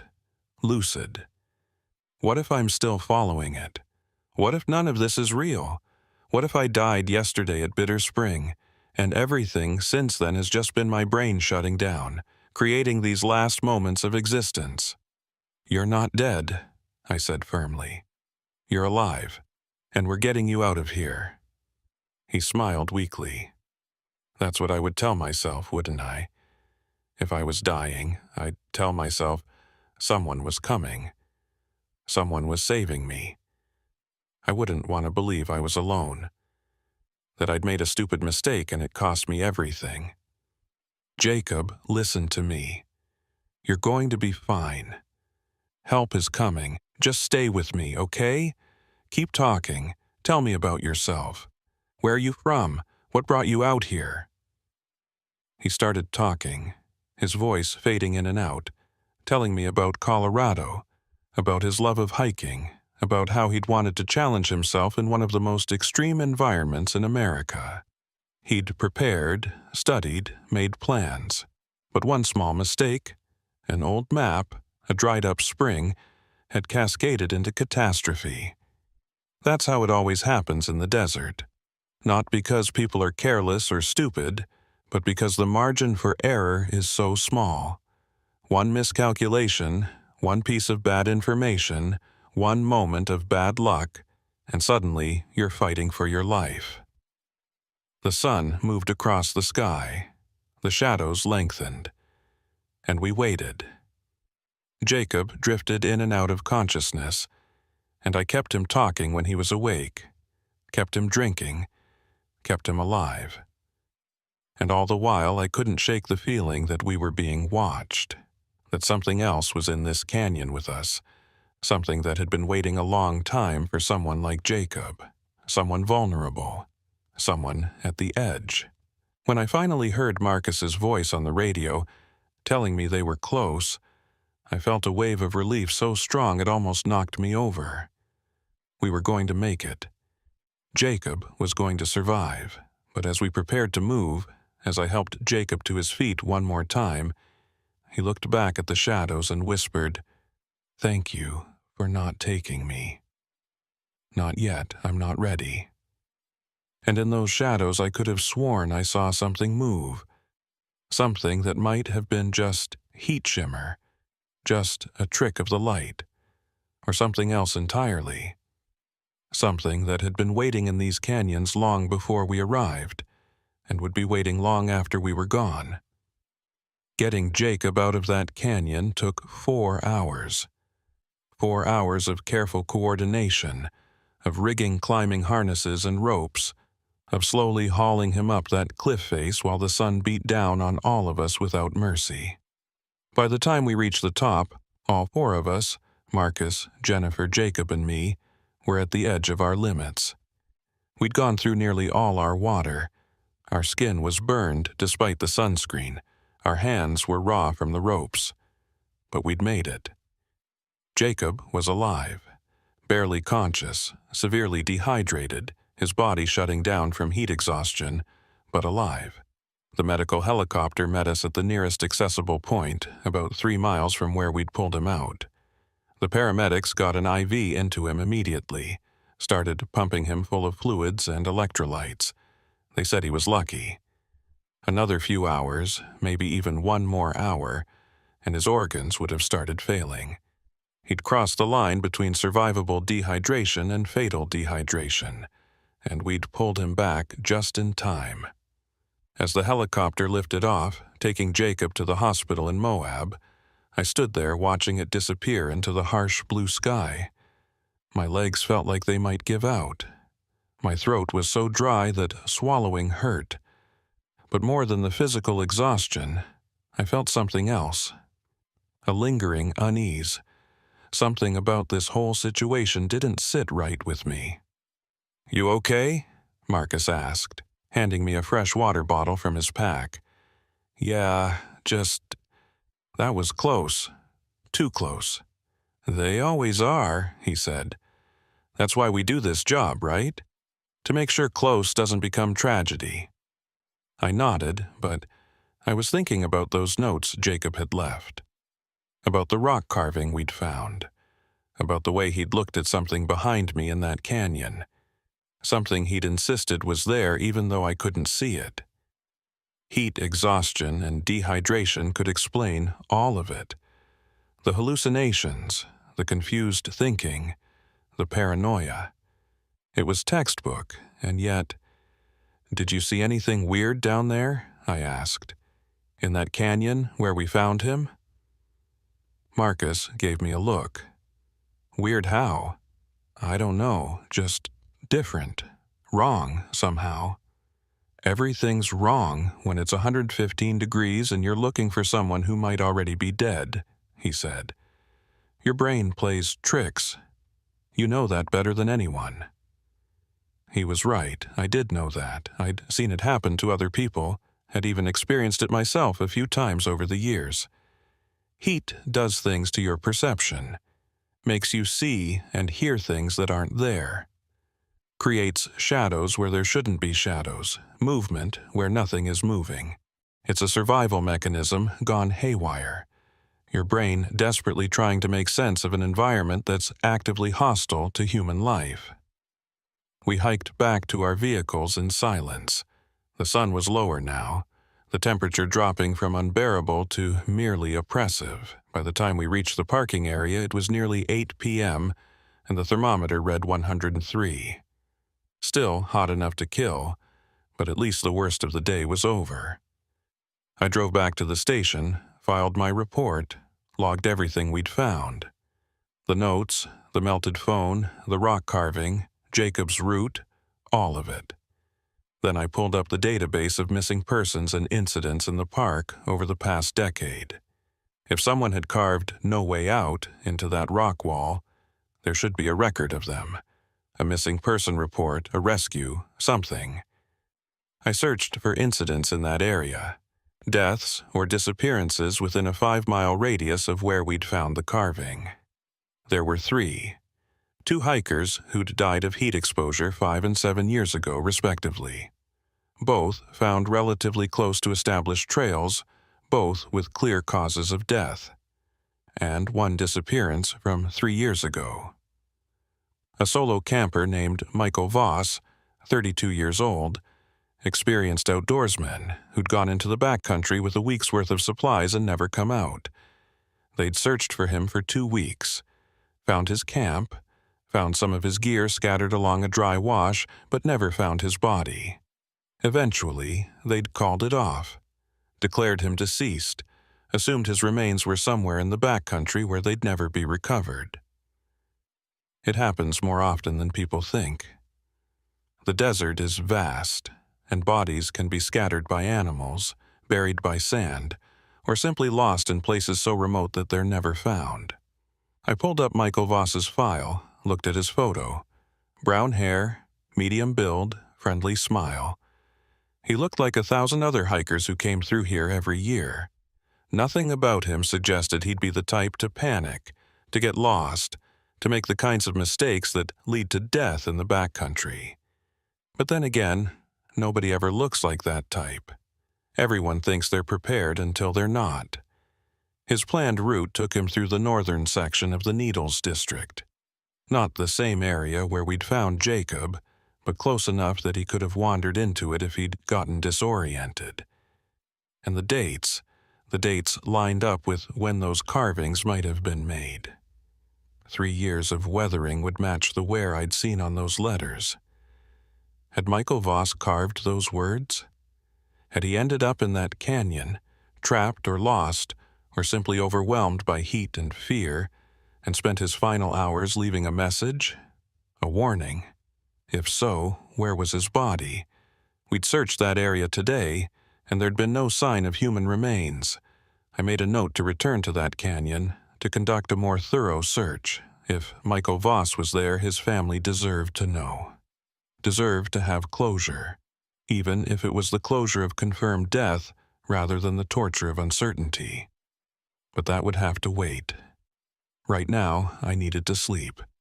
My body was telling me in no uncertain terms that I'd pushed it too far today, and if I didn't rest soon, I'd be the next one needing rescue. I drove home, took a shower that lasted 20 minutes because I couldn't get clean enough. Couldn't wash away the grit and dust and heat that seemed to have penetrated down to my bones. Then I collapsed into bed and fell asleep almost immediately. The dreams came fast and vivid. I was back in that canyon, the one where we'd found Jacob.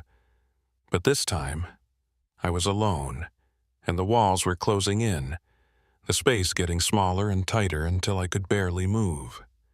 I could hear voices echoing off the rock, calling out for help, but I couldn't tell where they were coming from. And the heat in the dream was worse than reality, so intense that I could feel my skin blistering, my blood boiling, my body starting to shut down. And then I saw him, Michael Voss, standing at the far end of the canyon, looking at me with empty eyes. His lips moved, forming words I couldn't hear, but I knew what he was saying, the same thing Jacob had seen carved into the rock. No way out. I woke up gasping, my sheets soaked with sweat despite the air conditioning running full blast. The clock read 3:47 a.m. I lay there for a moment trying to calm my racing heart, telling myself it was just a dream, just my exhausted brain processing everything that had happened. Nothing more. But I couldn't shake the image of Michael Voss standing in that canyon. Couldn't shake the feeling that there was something I was missing. Something important. I got up, made coffee even though it was the middle of the night, and pulled out my laptop. I started going through the case file on Michael Voss more carefully, reading every detail, looking for anything that might give me a clue about what had happened to him. His final communication had been a satellite text message to his wife, sent 2 days into his trip. It had been brief, making good time, water situation challenging but manageable.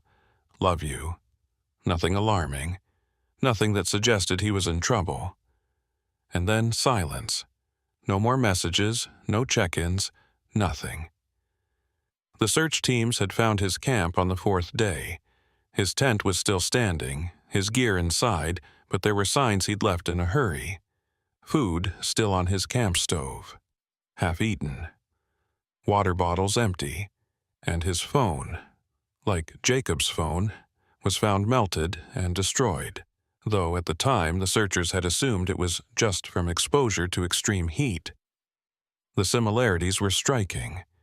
Empty water bottles, destroyed phone, a camp that suggested sudden departure. The main difference was that Jacob had left notes, while Michael hadn't, or at least none had been found at his camp. But what if Michael had left notes too? What if he'd left them along his route, and we'd only found one of them, the carving in the rock? What if there were more scattered throughout that area, messages left by a man who knew he was dying and wanted to leave some record of his last moments? I made a decision. As soon as the sun came up, I was going back to that canyon. Not with a rescue team this time, not with the pressure of searching for someone who might still be alive. Just me, with time to search properly to look for any signs of what had happened to Michael Voss, and maybe to understand what had happened to Jacob. The sun rose at 5:43 a.m. By 6 o'clock, I was already in my truck, driving back toward the backcountry. The temperature was already climbing toward 90, and by mid-morning it would be back over 110. But I'd be in the canyon by then, in the shade, away from the worst of the direct sunlight. I had enough water for a full day, plus emergency supplies. I'd radioed in my plans to the station, so someone knew where I was going and when to expect me back. Everything by the book. Everything safe and smart and prepared. And yet, as I drove deeper into the park, watching the landscape open up into those vast red expanses, I felt that same unease from yesterday, that feeling of being watched, of heading towards something I didn't fully understand.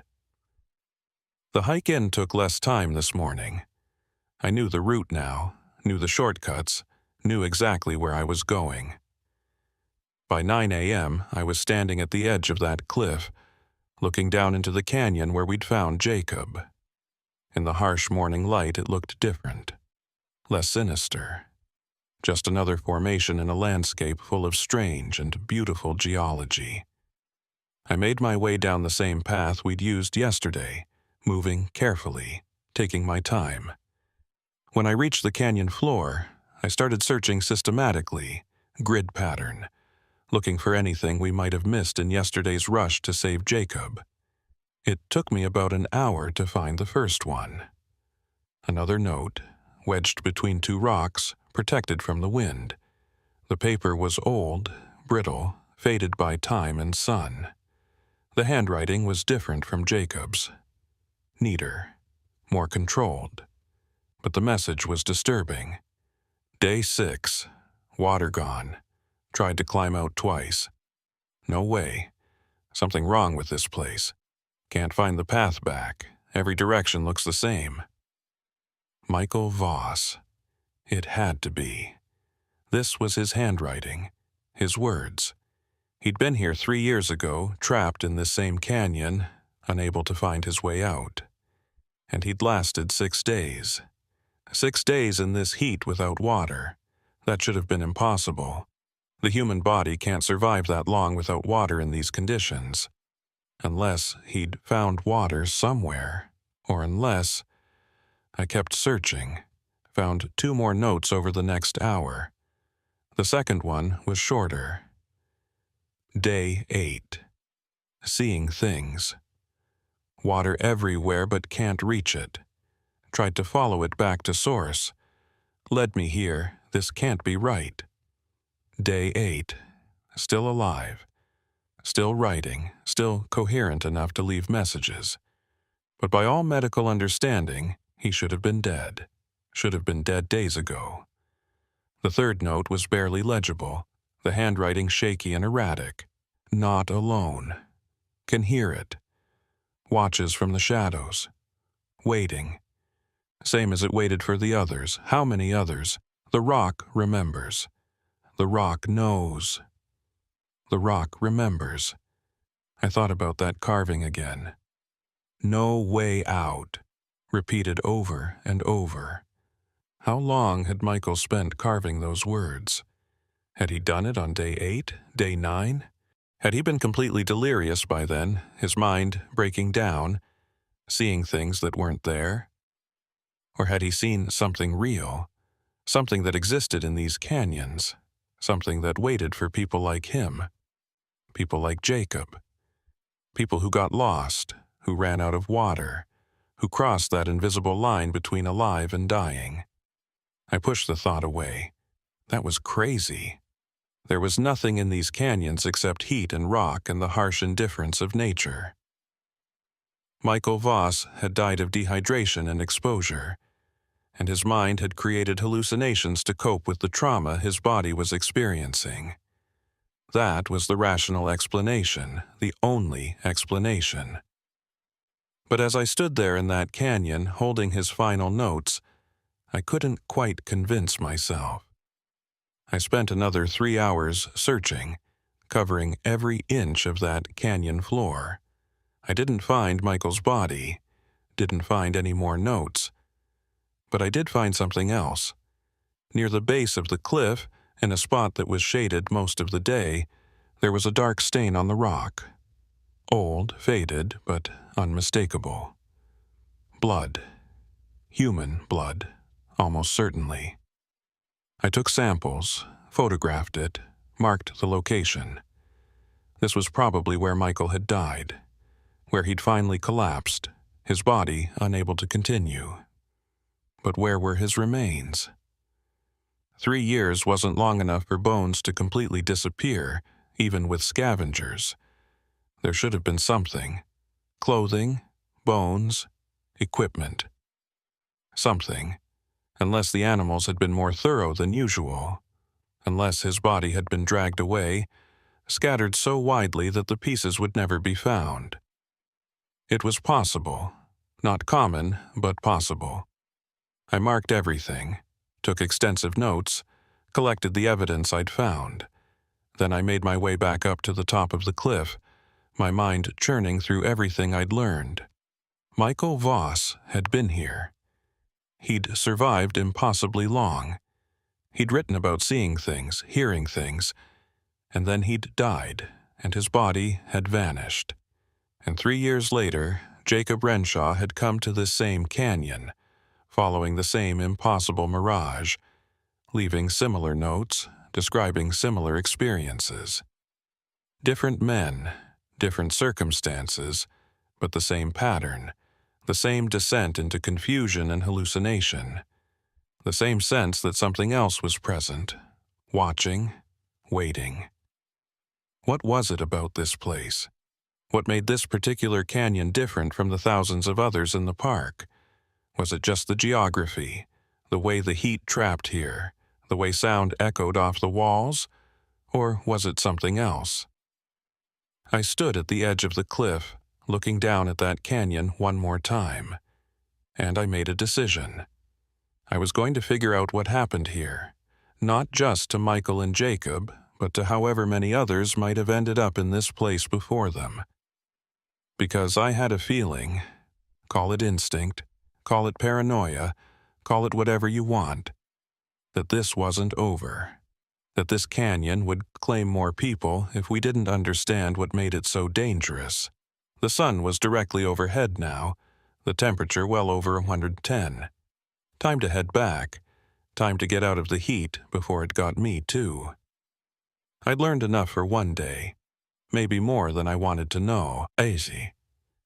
As I started the hike back to my truck, I thought about Jacob's final words before the helicopter took him away.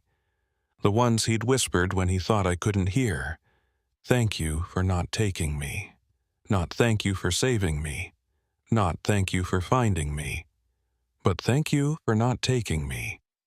Who or what had he been thanking? And what had he thought wanted to take him?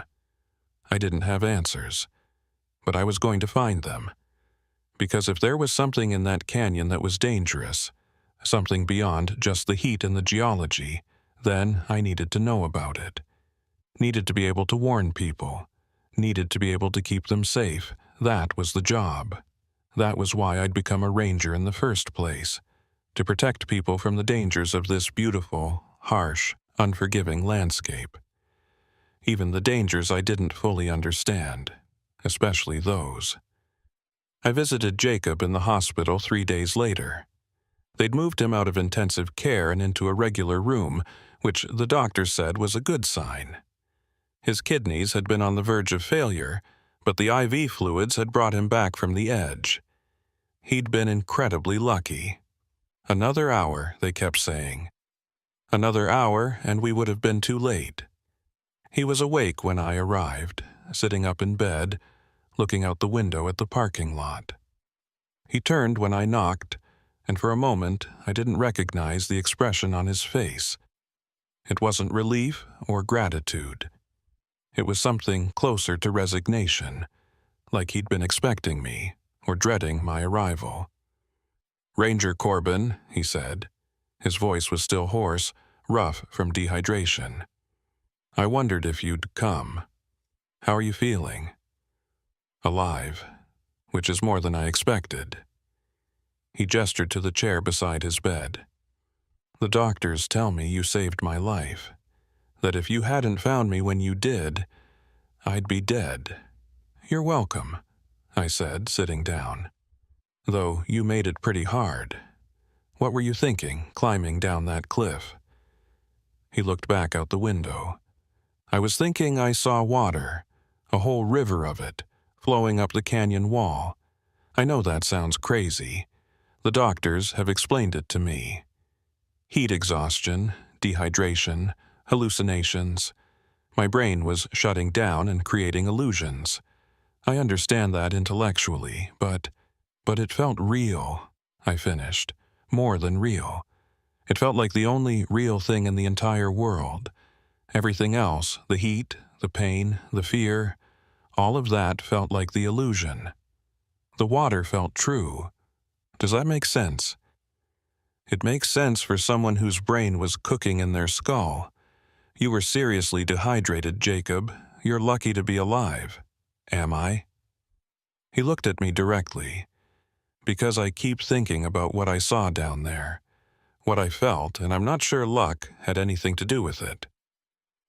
I pulled out my notebook, opened it to a clean page. I need to ask you some questions about what happened out there, about what you experienced. The doctors already asked me everything. I'm not asking as a doctor, I'm asking as someone who found 3 notes you left behind. Notes that don't quite match up with standard heat exhaustion symptoms. His expression changed, became guarded. What do you want to know? Let's start with the note you left at your camp, the one in Turkish. Yol bitti. The road has ended. Why did you write that? Jacob was quiet for a long moment. I don't know. I don't speak Turkish. I don't know why I wrote it. When you showed me the photo of that note, I didn't even recognize my own handwriting at first. It was like someone else wrote it through me. And the second note? About water running uphill? That one I remember writing. I was following the water, or what I thought was water, and it was flowing the wrong direction. Defying gravity. I knew it was impossible, but I could see it so clearly, and I thought, if I could just follow it back to its source, I'd find actual water. A spring, a river, something. But the more I followed it, the more lost I became. You wrote back to the beginning. What did you mean by that? He shook his head. I don't know. At the time, it made perfect sense. Like the water was flowing backward through time. Back to before the drought, before the springs dried up, before any of this was a desert. I thought if I could follow it far enough, I'd find that place, that time when water was abundant. The way he described it sent a chill down my spine despite the warm hospital room. Jacob, did you ever hear of a man named Michael Voss? His reaction was immediate. He went pale, his hands gripping the sheets. How do you know that name? He disappeared in the same area 3 years ago. We never found his body. But I found his notes. Notes that sounded a lot like yours. He was there, Jacob whispered. In the canyon, I saw him. You saw him? When? After I climbed down. After I'd been walking for, I don't know how long. Hours, maybe. Everything was starting to blur together. And then I saw him. Just standing there, watching me. He was wearing hiking gear, but it was old, sun-faded, and his skin... Jacob stopped, swallowed hard. His skin looked wrong, too dry, like leather that had been left in the sun too long. You were hallucinating. Your brain was creating images. No. Jacob's voice was firm. I know what a hallucination feels like. I've had them. This was different. He was there, and he spoke to me. I felt my pen pause over my notebook. What did he say? He asked me if I was ready. I didn't understand what he meant. Ready for what? and he just smiled, this terrible knowing smile, and said to join us. Then he pointed at the rock wall, at those carvings. No way out. And he said, I carved that, took me 3 days. I wanted to warn people, but they never see it until it's too late, until they're already here, already chosen. Chosen for what? He wouldn't say. Or maybe he did, and I don't remember. Everything after that gets foggy. I remember him walking away, disappearing into the shadows, and then you were there, giving me water, telling me I was going to be okay. But I keep thinking, what if I'm not okay? What if part of me is still down there in that canyon, and what came back is just something else? I closed my notebook. Jacob, you experienced severe trauma. Your brain is still processing everything that happened. These memories, these experiences, they're not reliable. You need to understand that. You don't believe me. I believe you experienced something. But what you experienced was heat exhaustion and dehydration, not what? Not a dead man talking to me? Not something in that canyon that collects people who wander too far, get too lost, run out of water? He leaned forward. You felt it too. I could see it in your face when you found me. You felt that presence, that watching. I had felt it. I couldn't deny that. But feeling something and acknowledging it were two different things. Even if I did feel something, that doesn't mean anything supernatural was happening. The canyon has unusual acoustics. The heat creates atmospheric effects. Our brains are wired to see patterns and presences even when there's nothing there. It's survival instinct. Then explain the notes. Explain why I wrote in a language I don't speak. Explain why Michael Voss survived for 8 days without water when that should be medically impossible. Explain why his body was never found. I couldn't. Not in any way that made rational sense. But I also couldn't accept the alternative. That there was something in that canyon that existed outside natural laws. Something that waited for lost and dying travelers and what? Took them, collected them, turned them into shadows that warned other victims? I'm going to keep investigating, I said finally. I'm going to find out what happened to Michael Voss. And I'm going to figure out what makes that canyon different from anywhere else in the park. Be careful, Jacob said. Whatever's down there, it's patient. It can wait. It waited 3 years between Michael and me. It'll wait however long it needs to for the next person. I left the hospital with more questions than answers. Jacob would be discharged in a few days, and he'd already told the doctors he never wanted to come back to Utah. Never wanted to see a desert again. I didn't blame him. Back at the station, I spent the next week going through every record I could find about that area. Park incident reports going back 20 years. Local newspaper archives, even old journal entries from rangers who'd worked here decades ago. And I found patterns. Not obvious ones, but they were there if you knew what to look for. Every few years, someone disappeared in that general area. Not every disappearance. Most of the people who went missing in Canyonlands were found, alive or dead, within a reasonable distance of their last known location. But there was a cluster of cases, spread over 2 decades, where people vanished without a trace. No bodies, no gear, just empty campsites and unanswered questions. 7 cases total, including Michael Voss. All solo hikers or campers, all experienced, all with adequate supplies, all last seen or last heard from in that same 5-mile radius. And all during the hottest months of the year, when temperatures regularly exceeded 110 degrees. I made a map, plotting each disappearance. They formed a rough circle around that canyon where we'd found Jacob. Like the canyon was the center point, and these people had been drawn to it from different directions. Drawn by what? By heat exhaustion and bad luck? Or by something else? I knew what I had to do. I had to go back, had to spend time in that canyon, observe it, try to understand what made it different. But I couldn't do it alone. If something happened to me down there, no one would know. I'd just be another point on my map, another unexplained disappearance. I asked Marcus to come with me, told him what I'd found, what I suspected. He listened without interrupting, his expression unreadable. When I finished, he was quiet for a long time. "You think there's something down there," he said finally. "Something that causes people to disappear." "I think there's something about that location that creates a higher than normal rate of incidents.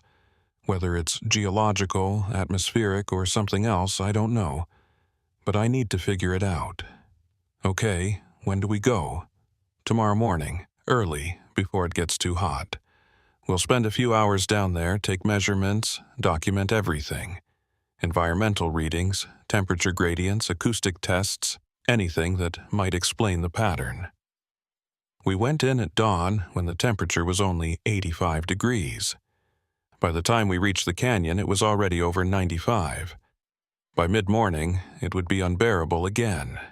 We had 4 hours, maybe 5, to do what we needed to do. The descent was easier this time, now that I knew the route. We reached the canyon floor and immediately started our work. Marcus set up equipment to measure temperature, humidity, air pressure. I took photographs, made detailed notes about the geography, the rock formations, the way sound echoed off the walls. For the first 2 hours, everything was normal.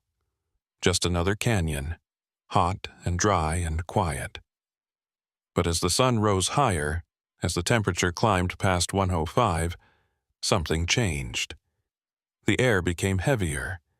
The shadows seemed darker, and that feeling I'd had before, of being watched, of not being alone, came back stronger than ever. "You feel that?" Marcus asked quietly. "Yeah, you too?" "Like someone standing right behind me, but every time I turn around there's nothing there." We kept working, but both of us were on edge now. And then I heard it. Faint at first, but growing louder. The sound of running water. Impossible, because there was no water anywhere near here. But I could hear it clearly, echoing off the canyon walls. Running water, flowing, moving. "Do you hear that?" I asked Marcus. He nodded. "Water, but where's it coming from?" We followed the sound, moving deeper into the canyon. The temperature was brutal now, well over 110, and even though we were drinking water regularly, I could feel the heat sapping my strength. But the sound of water kept pulling us forward. Just a little farther, just around the next corner, just... Marcus grabbed my arm, pulled me to a stop. "Dana, we need to leave. Now. But the water, there is no water. We're starting to experience what Jacob experienced, what Michael Voss experienced. This is how it starts. We need to get out of here before we get too disoriented to find our way back." He was right. I knew he was right. But the sound of water was so real, so close, and I was so thirsty despite drinking, so hot despite the shade, so tired despite resting. The canyon was getting to me, getting into my head, and if I didn't leave now, I might not be able to leave at all. We turned back, started climbing out. But the path looked different now. Wrong somehow. Like the rock had shifted, like the canyon had rearranged itself while we weren't looking.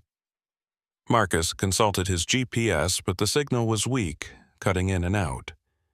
"This way," he said, pointing to what he thought was the right direction.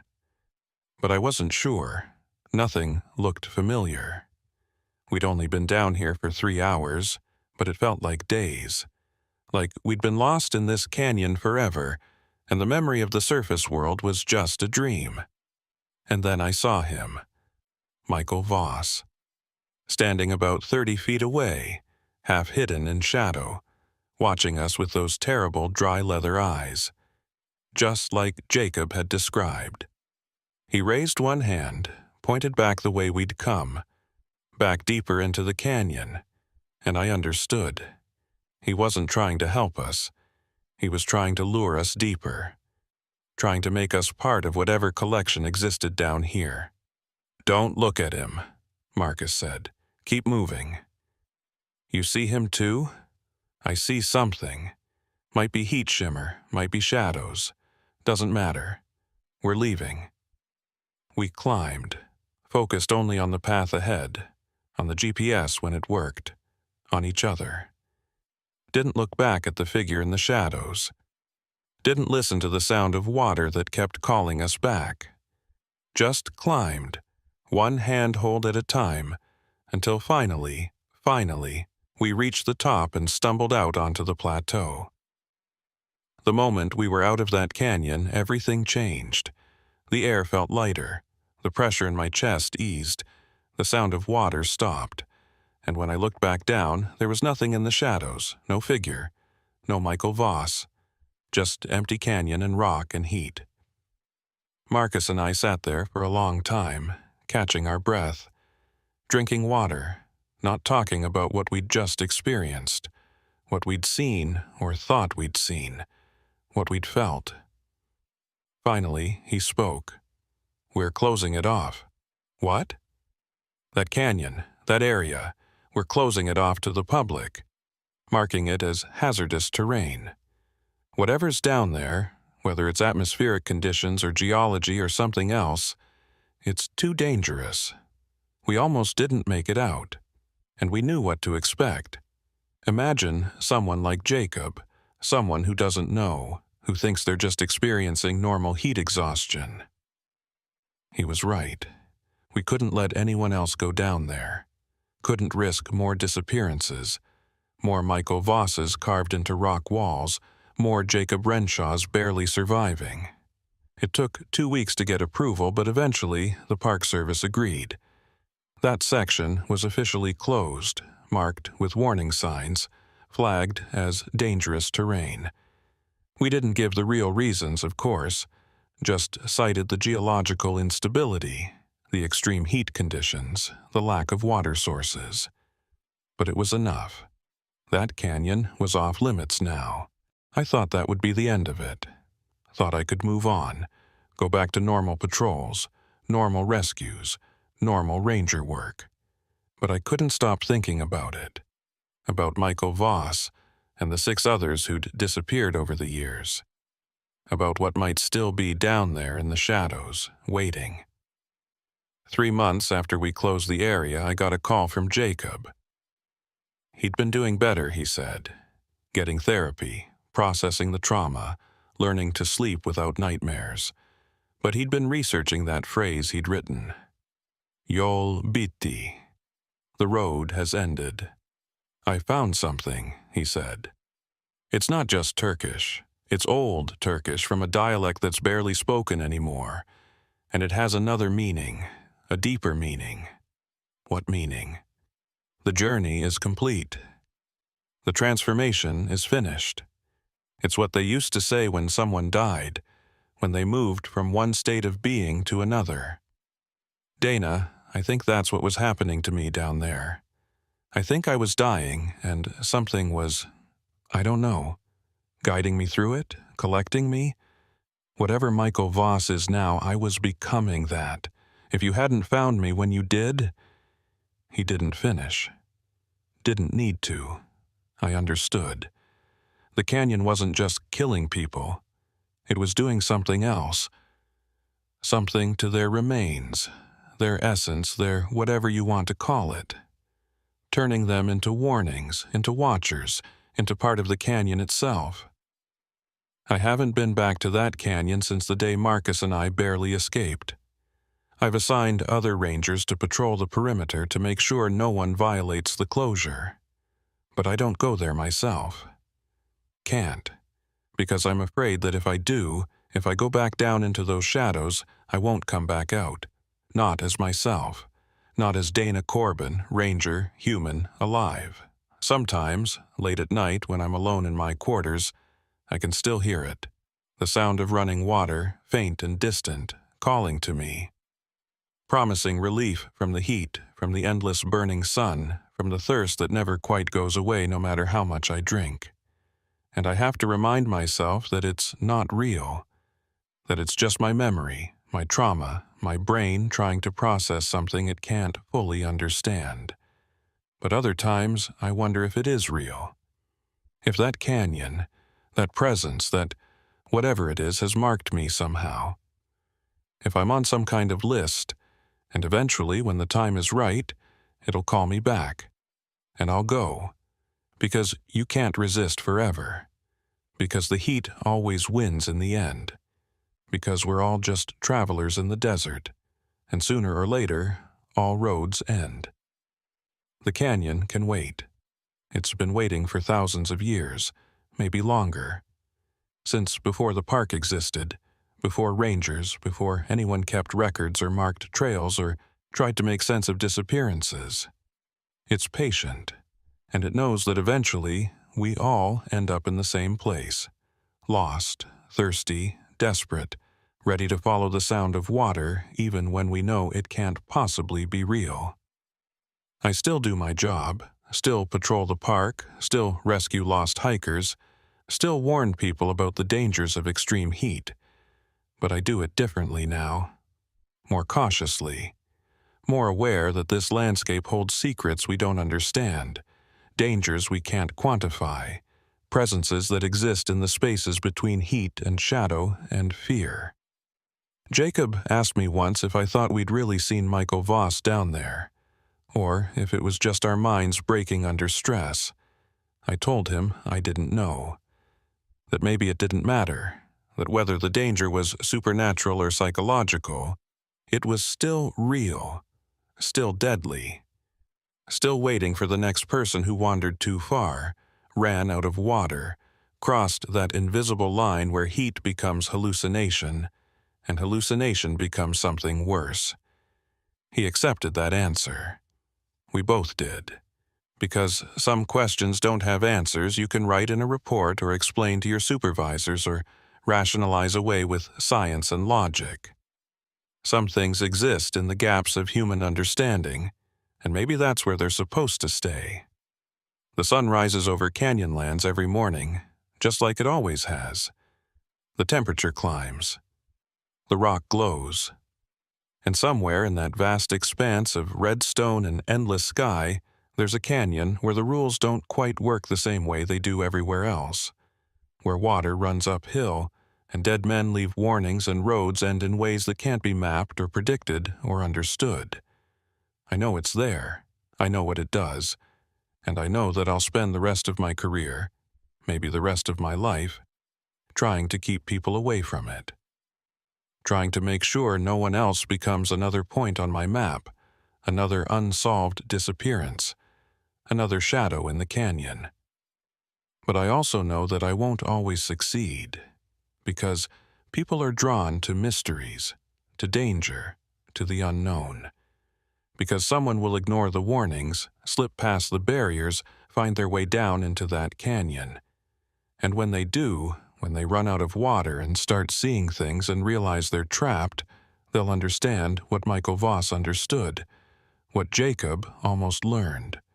That some roads, once you start down them, have only one destination, and all the maps in the world won't help you find your way back.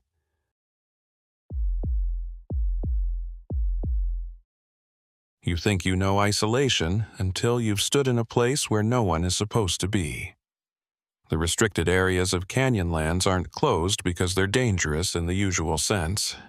No cliffs that are any steeper than elsewhere. No trails that are any more treacherous. They're closed because they're remote enough, desolate enough, that if something goes wrong, you're on your own. No cell signal, no nearby trails, no one passing by who might hear you call for help. Just you and the canyon and the realization that rescue might take days, if it comes at all. I'm Lila Carver, and I've been a ranger here for 9 years. 9 years of learning these canyons, of understanding which areas test people and which areas break them. The restricted zones fall into the latter category. We don't publicize them. We don't mark them on tourist maps. We just put up signs. Area closed, do not enter. And trust that most people will respect the boundary. Most do. But there's always someone who thinks the rules don't apply to them. Someone who sees a closed gate as a challenge rather than a warning. The call came in on a Tuesday morning. A rental company in Moab reporting that one of their vehicles, a Jeep Wrangler rented 3 days ago, had failed to check back in. The GPS tracker showed its last location deep in the northwestern section of the park. The restricted section. The area we'd closed off 5 years ago after a series of incidents that made it clear the terrain was too unpredictable for public access. I took the call myself, got the coordinates, and felt my stomach sink. The location was about 12 miles into the restricted zone, in an area we called the Mud Flats. It was a misnomer, really. The area was only muddy after the rare rains that swept through this part of Utah. The rest of the time, it was just dried clay beds interspersed with rock formations that created a maze of passages, dead ends, and routes that looked navigable until they suddenly weren't. I grabbed Marcus, the same ranger who'd been with me on other searches, and we headed out. The drive took us past 3 separate area closed signs before we reached the locked gate that marked the boundary of the restricted zone. Someone had cut the chain. Fresh cut from the looks of it, probably within the last few days. They'd driven through, dragged the gate closed behind them, and headed into an area where no vehicle should be. "Tourists," Marcus muttered, shaking his head. "They think rules are suggestions." Maybe he had a good reason, I said, though I didn't believe it. There was never a good reason to ignore closure signs in the backcountry. But I'd learned not to judge too quickly. People made bad decisions for all kinds of reasons: arrogance, ignorance, desperation, or just plain bad luck. We drove through the cut gate, following the GPS coordinates. The road, if you could call it that, deteriorated quickly. What had been a rough dirt track became little more than a suggestion of a path, winding between rock formations and across dried creek beds. The Jeep's suspension groaned with every dip and bump. This was four-wheel drive territory, high, clearance-only terrain, and even then it was pushing the limits of what was safe. After about 40 minutes of slow, careful driving, we found it. The Jeep Wrangler, sitting in the middle of what had once been, and apparently recently had been, a mud flat. All 4 tires were sunk deep into the clay, the vehicle listing slightly to one side. The driver's door was open, swinging gently in the wind. No one inside. No one around. We approached carefully.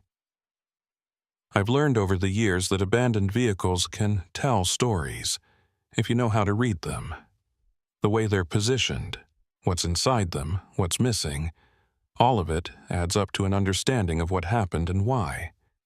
The first thing I noticed was the steering wheel. Deep scratches scored the leather covering, gouges that looked like they'd been made by fingernails. Not just a few nervous scratches, this was frantic, desperate clawing. Someone had gripped that wheel so hard for so long that they'd torn through the material and left marks in the hard plastic beneath.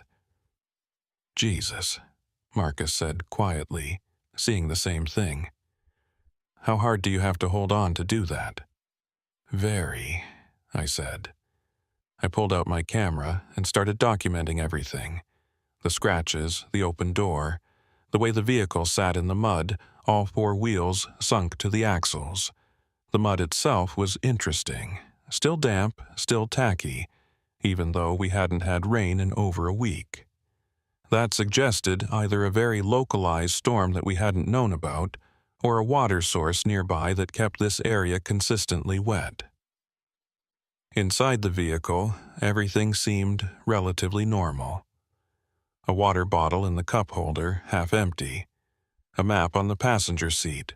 A commercial park map, the kind you can buy at any visitor center. a backpack in the rear seat containing standard day hiking gear, extra water, snacks, a first aid kit, a flashlight. The rental agreement was in the glove compartment, along with the driver's information. Tate Winslow, 34 years old, address in Denver. Rented the Jeep for a week-long solo trip through Utah's national parks. He came prepared, Marcus observed, checking the backpack. Water, supplies, proper equipment. This wasn't some clueless tourist. Then why'd he drive into a restricted area? I asked. But I already knew the answer wouldn't be simple. People who were otherwise intelligent and well-prepared still made catastrophically bad decisions in the backcountry.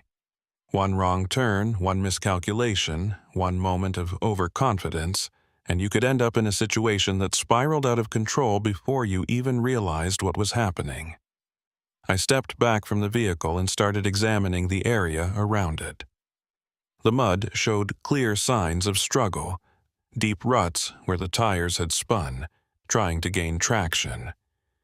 Tate had attempted to drive out, probably repeatedly until the wheels had dug themselves in so deeply that forward movement became impossible. At that point, he would have realized he was stuck. Really stuck. The kind of stuck that requires a winch or a tow truck, neither of which was available out here. The footprints told the rest of the immediate story. Boot prints, size 10 or 11, circling the vehicle multiple times. He'd gotten out, assessed the situation, walked around the Jeep trying to figure out his options. Then the prints led away from the vehicle, heading northeast, toward a passage between two rock formations. He went that way, I said, pointing. On foot, left the supplies behind. Why would he do that? Marcus asked.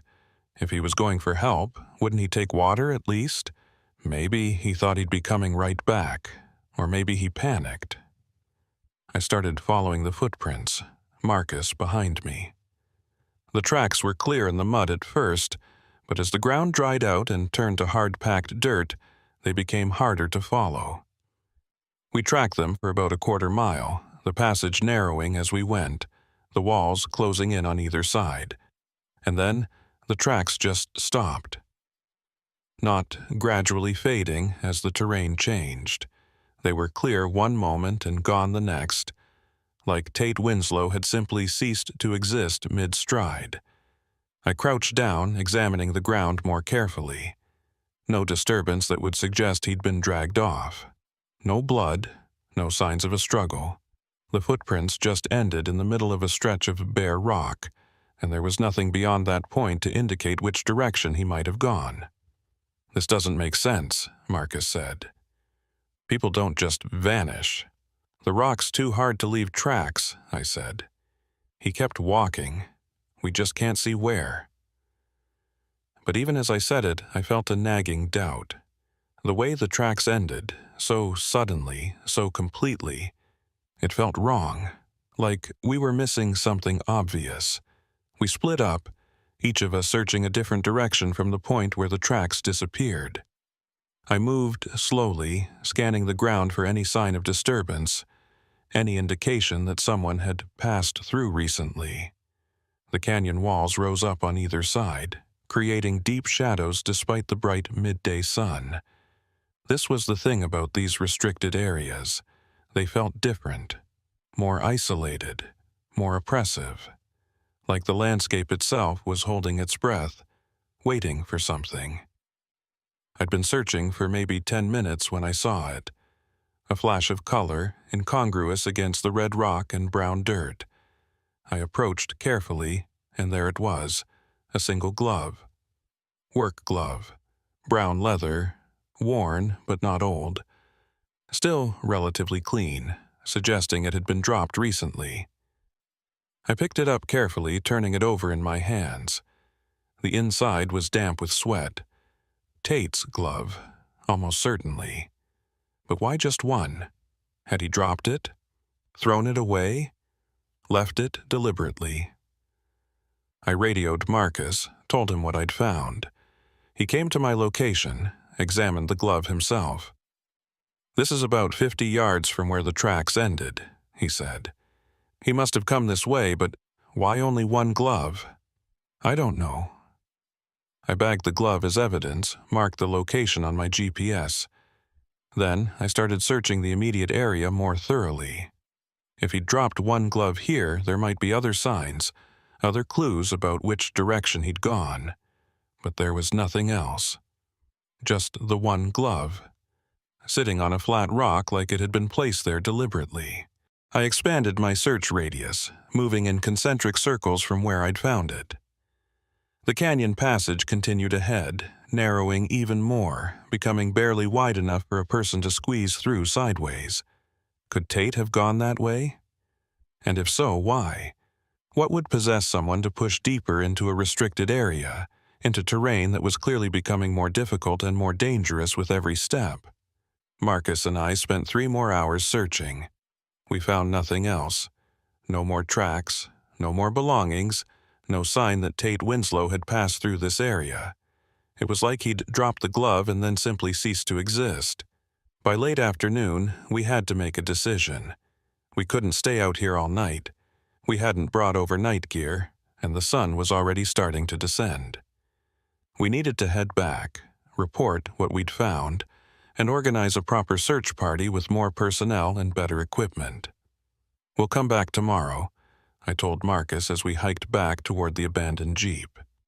"With a full team, we'll search every inch of this area until we find him." But I felt a creeping sense of dread as I said it. I'd been part of enough searches to know that the longer someone was missing, the less likely we were to find them alive. And there was something about this particular disappearance that bothered me more than usual. The scratched steering wheel, the abandoned supplies, the tracks that ended nowhere, the single glove. It all felt staged somehow, deliberate, like we were being shown exactly what someone wanted us to see, and nothing more. When we reached the Jeep again, I took one more look around before we left. The vehicle sat there in the mud, door still hanging open, everything inside exactly as we'd left it. And then I noticed something I'd missed before. On the hood of the Jeep, written in the dust that had settled there, were 2 words, "Turned around." The letters were rough, finger-drawn, but unmistakable. I photographed them, my mind racing. Had Tate written this? When? Before he left the Jeep, or had he come back at some point? And what did it mean? That he'd gotten turned around, lost his sense of direction, or something else? "That wasn't there before," Marcus said, his voice tight. "I'm sure of it. I walked past this hood 3 times. Maybe we just didn't notice it." No, I would have noticed. He was right. We were trained to observe, to catalog, to miss nothing. If those words had been there when we first arrived, we would have seen them, which meant someone had written them while we were searching, while we were away from the vehicle. Someone had come back to the Jeep, written those 2 words, and left again without leaving any tracks, any sign of their presence. Or Tate had never really left. Maybe he'd been watching us this whole time, hiding somewhere nearby, waiting. But why? What reason would he have to hide from rangers who were trying to help him? I circled the Jeep again, looking for any other changes, any other signs that someone had been here. Nothing. Everything else was exactly as we'd left it. Just those 2 words on the hood, accusatory and cryptic. "We need to get back," I said. "Report this. Get more people out here." Marcus nodded, but I could see the unease in his expression. He felt it too, that sense that something was very wrong here, that this wasn't a simple case of a tourist getting stuck and wandering off. This was something else, something that didn't fit the normal patterns of backcountry emergencies. We drove back to the station in silence. I couldn't stop thinking about those words. Turned around. Turned around from what? From the correct path? From reality? From some decision he'd made? And why leave a message like that instead of just calling out to us? We'd been there for hours, searching, calling his name. If he'd been nearby, able to reach the Jeep, Why not just reveal himself? Back at the station, I filed a full report, organized a search party for first light the next morning, called in additional rangers from neighboring districts, contacted the rental company, got more information about Tate Winslow. He'd seemed normal when he picked up the Jeep, had asked good questions about routes and conditions, hadn't raised any red flags. Just another tourist excited to explore the backcountry. I also ran his name through our database of previous park visitors, incident reports, permits. Nothing. He'd never been to Canyonlands before, at least not officially. This was his first time, which made his decision to drive into a restricted area even more baffling. People who knew the park sometimes got overconfident, thought they knew better than the signs. But first-time visitors usually erred on the side of caution. That night, I couldn't sleep. I kept seeing that steering wheel, those desperate scratches carved into the leather. Kept thinking about the single glove, placed so deliberately on that rock. Kept replaying those words drawn in dust. Turned around. Something had happened to Tate Winslow out there. Something that had made him claw at his steering wheel in desperation. Something that had compelled him to leave his supplies behind and walk into an increasingly narrow canyon passage. Something that had left him, or led him, to write that cryptic message. And I had a growing certainty that whatever had happened wasn't over. That we were going to find more questions than answers when we went back out there tomorrow. That this search was going to take us places we didn't want to go, show us things we didn't want to see. I'd been doing this job long enough to trust my instincts, and my instincts were screaming that Tate Winslow's disappearance was different from the others, that we weren't just looking for a lost hiker who'd made some bad decisions. We were looking for answers to questions we didn't even know how to ask yet. The wind picked up that night, howling across the canyon rim, carrying with it the smell of dust and dried sage. And somewhere out there in the restricted zone, in that maze of passages and dead ends, something waited. Something that had taken Tate Winslow and left behind only fragments. A scratched steering wheel, a single glove, 2 words in dust. I lay in bed, listening to that wind, and wondered what else we'd find when we returned. What other breadcrumbs had been left for us to follow, and whether we'd like what we discovered at the end of that trail. Because one thing was certain, Tate Winslow hadn't just gotten lost. He'd found something, or something had found him, and whatever it was, it had changed him enough that he'd rather hide from rescue than be saved. The question was, why? The search party assembled at dawn. 8 rangers, all experienced in backcountry rescue, all briefed on what we'd found yesterday.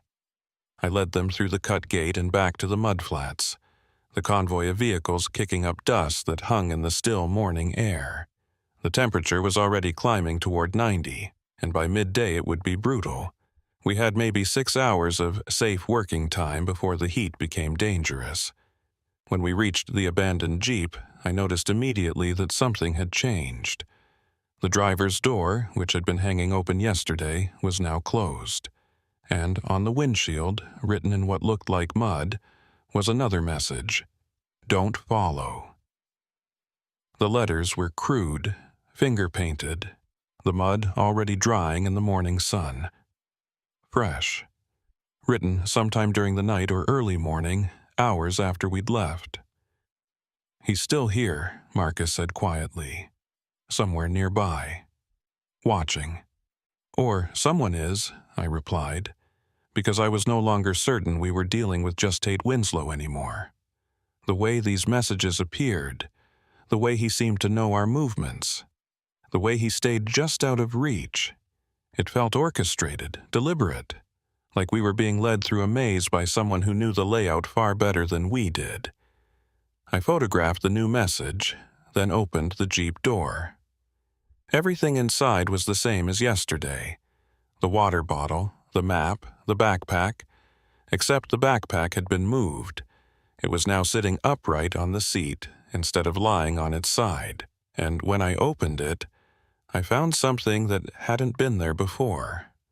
A piece of paper torn from a notebook. Written in shaky handwriting, the passage changes. Don't trust what you see. Don't trust the way back. It won't be where you left it. I read it 3 times, trying to make sense of it. The passage changes. These were solid rock formations, millions of years old. They didn't change. Unless... "He's disoriented," one of the other rangers said, reading over my shoulder. Classic symptoms of heat exhaustion and dehydration, loss of spatial awareness, confusion, paranoia. He probably walked in circles yesterday, kept ending up back at the Jeep, and his brain interpreted it as the canyon changing. It was a rational explanation, the kind that made sense in a report, but it didn't account for the timing of the messages, the deliberate placement of that glove, the way he seemed to be avoiding us while simultaneously communicating with us. We split into 3 teams. One would stay with the vehicles, maintaining a base camp. The other 2 would search, one team following the route Tate had taken yesterday, the other exploring alternate passages that he might have taken if he'd gotten turned around. I led the first search team, retracing our steps from yesterday. We moved slowly, carefully, calling out Tate's name every few minutes. The canyon swallowed our voices, echoing them back in strange ways that made it hard to tell which direction the sound was coming from. More than once, I could have sworn I heard someone answering, but when we stopped to listen, there was only silence. We reached the spot where the tracks had ended, where I'd found the glove. I'd marked it with a small cairn of stones yesterday, and it was still there undisturbed. But now I noticed something I'd missed before. On the rock face beside the cairn, at about shoulder height, were marks. Scratches. Not natural erosion or weathering. These were fresh, deliberate. Marks that looked like they'd been made by fingernails, just like the steering wheel. "He came through here," I said, tracing the scratches with my flashlight. "And he was, what, scared? Trying to hold on? Leaving markers? He was clawing at the rock." We followed the passage deeper. It narrowed steadily, the walls closing in until we had to turn sideways to continue. This was getting into technical territory, the kind of passage that required careful navigation and a good sense of direction. If Tate had come this way in a state of confusion or panic, he could easily have gotten himself wedged in, injured, or completely lost. The passage opened into a small chamber, maybe 20 feet across. And there, arranged in a circle on the floor, were more gloves. Not just the matching one to what I'd found yesterday. Dozens of them. Work gloves, hiking gloves, winter gloves, all different sizes and styles, all laid out in a perfect circle like some kind of ritual arrangement. "What the hell is this?" Marcus asked, his voice echoing in the confined space. I stepped closer, examining them without touching. They were old, some of them decades old, judging by the style and condition. Faded, weathered, some falling apart. But they'd all been placed here deliberately, arranged with care. "This wasn't Tate," I said. "This has been here for years, maybe longer." We documented everything, took photographs from multiple angles. Then I noticed something else. In the center of the circle of gloves was a small pile of stones, stacked in a cairn, and wedged under the bottom stone was another piece of paper. I lifted the stone carefully, pulled out the paper. It was old, yellowed, the edges crumbling. The handwriting was different from the notes we'd found at the Jeep, older, more formal. It read, "August 17th, 1987. If you find this, don't go any further. The passages double back on themselves. What looks like the way forward is actually taking you deeper in. I've been trying to get out for 3 days. My water is gone. I can hear the highway. I swear I can hear it, but I can't find it. The canyon won't let me leave. Mark F." 37 years ago. Someone else had been trapped in these passages, had left this note, and presumably had never made it out. We'd have to check missing person reports from that era, see if there was a Mark F who disappeared in this area. But more disturbing was the message itself.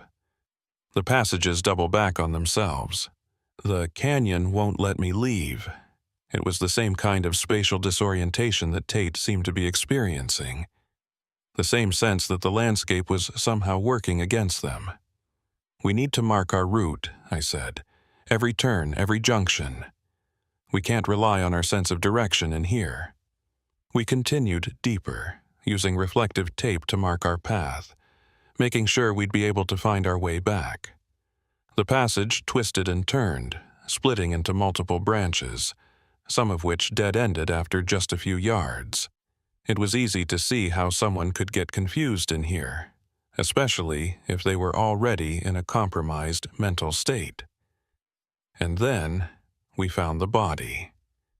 It was in a narrow side passage, wedged into a space barely wide enough to accommodate it. Desiccated, mummified by the dry air and extreme heat, clothing rotted away to fragments, but still recognizable as human remains, and clutched in one skeletal hand was a driver's license, protected by a leather wallet that had somehow survived the decades. Mark Forrester. Date of birth, March 3rd, 1951. Expired August 1987. He'd died here. Died trying to find his way out of these passages, becoming so disoriented that he'd crawled into this dead-end passage and couldn't find his way back out. How long had he survived? Days? A week? Long enough to leave that note we'd found. Long enough to arrange those gloves in some desperate attempt to leave a marker or a message. I called it in on the radio, requested that we bring recovery equipment for human remains. But my mind was racing. If Mark Forrester had died here in 1987, who had been maintaining that circle of gloves? Who had added to it over the years? And more importantly, was Tate Winslow about to become the next person whose remains we'd find in these passages? We continued searching, moving more carefully now, checking every side passage, every potential route. And that's when I found the next clue. Another glove, this one recent, matching the first one I'd found. It was hanging from a small outcropping of rock, placed deliberately where it would be visible. "He's marking his route," Marcus said. "He's leaving breadcrumbs so he can find his way back." "Or so we can follow him," I replied, because that's what it felt like. Like we were being led. Like Tate wanted us to follow this specific path, see specific things, arrive at some conclusion he'd already reached. We followed the trail of markers. Another glove 20 yards ahead. Then a piece of torn shirt. Then a boot print in a patch of dust, so clear it looked like it had been made minutes ago. The passage was narrowing again, getting tighter, more claustrophobic. Some of the rangers were starting to show signs of anxiety, and I couldn't blame them. This environment was oppressive, disorienting. Even with our markers, even with GPS and radios, it felt like we were being swallowed by the canyon. And then the passage opened up into a larger space, and we found Tate Winslow. He was sitting with his back against the far wall, his knees drawn up to his chest. His hands were bloody, fingernails torn, matching the scratches we'd seen on the steering wheel and the rock walls. His clothes were shredded, his face sunburned and streaked with dirt, but he was alive, breathing. His eyes were open, staring at us, but there was no recognition in them, no relief, just a blank, distant gaze, like he was looking through us at something beyond. "Tate?" I approached slowly, hands visible, voice calm. "My name is Lila. I'm a park ranger. We're here to help you. You're going to be okay." He didn't respond, didn't even blink, just kept staring with those empty eyes. I knelt beside him, checked his pulse.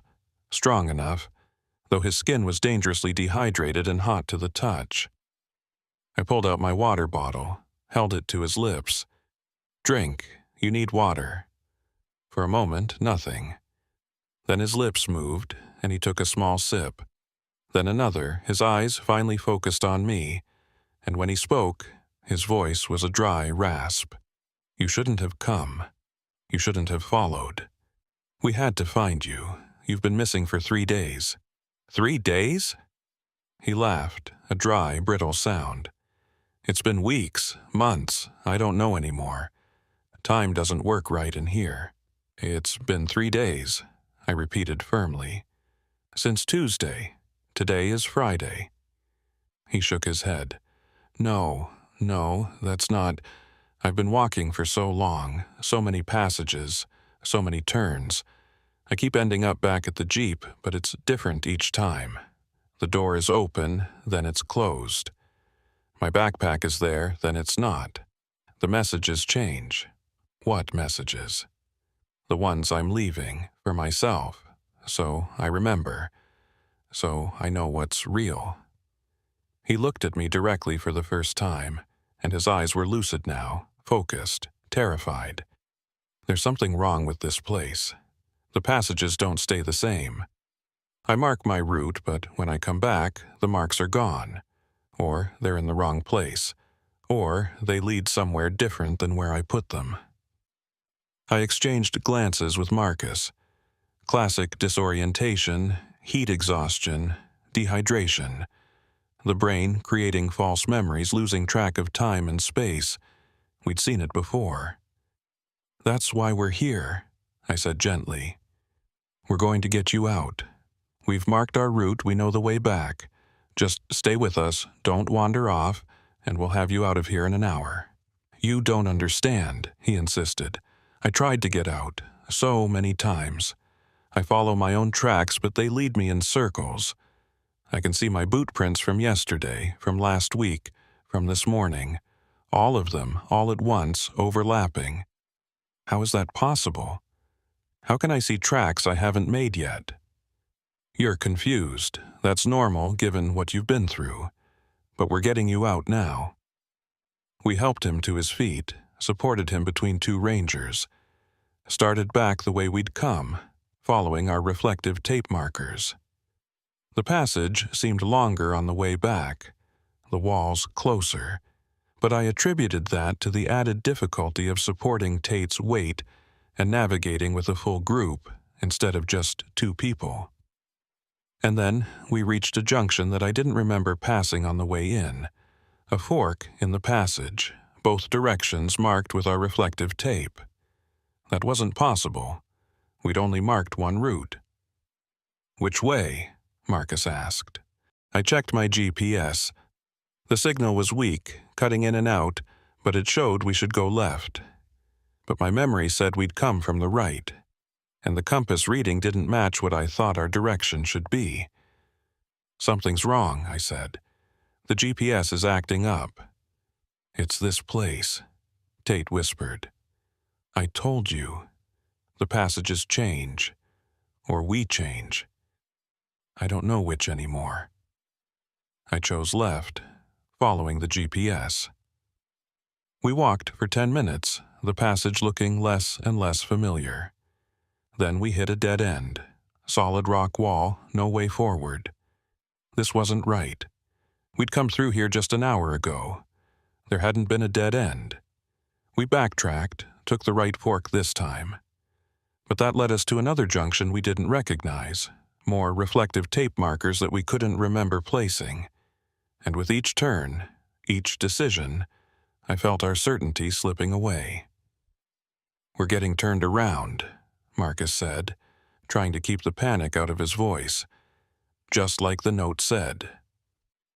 I pulled out my radio, called back to base camp.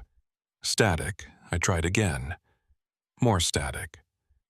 We should have been well within radio range, but something was interfering with the signal. "This is how it starts," Tate said.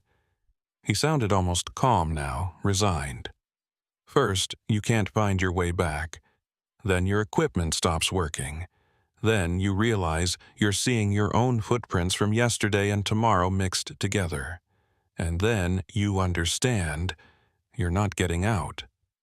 Not the same way you came in. Stop it, I snapped. We're going to be fine. We just need to think clearly. But I was starting to feel it too. That disorientation. That sense that the space around us wasn't behaving the way it should. We'd walked for 30 minutes, following our own markers, and we should have reached the chamber with the gloves by now. But we hadn't. We were somewhere else, somewhere we hadn't been before. Or had we? The walls looked familiar, that rock formation. Hadn't we passed it before? But from a different direction. I couldn't remember. Couldn't separate what I'd actually seen from what I thought I'd seen. Everyone stay together, I said. We're going to methodically retrace our steps. Ignore the markers. They're not reliable. We'll use the compass and dead reckoning. We tried, God, we tried. But the compass readings were erratic, spinning wildly at some junctions, sticking stubbornly at others, and the passages seemed to shift when we weren't looking. A turn we'd taken that should have led us back to a familiar section instead deposited us somewhere new, or somewhere old. I couldn't tell anymore. Hours passed. The sun outside would be setting soon. We'd been in these passages far longer than we'd intended. Our water was running low, and I could see the panic starting to set in on the other rangers' faces. The realization that we might have just repeated Tate Winslow's mistake. Come in to rescue someone and gotten trapped ourselves. "There!" one of the rangers shouted. "I can see light. Natural light, not our flashlights." We moved toward it, hope surging. The passage opened up, and suddenly we were back at the chamber with the circle of gloves. But it was different now. There were more gloves. Fresh ones, including the ones we'd been wearing. "No," Marcus breathed. "That's not possible. We're wearing our gloves." I looked down at my hands. Bare. When had I taken my gloves off? I couldn't remember, none of us could. But there they were, arranged in the circle with all the others, including Mark Forrester's from 1987, including pairs that looked like they'd been here for decades or even longer. "How many people?" Tate asked quietly. "How many people have come here and never left? How many times has this happened?" I didn't have an answer. Couldn't process what I was seeing. Because if our gloves were here in this circle, arranged like all the others, then that meant...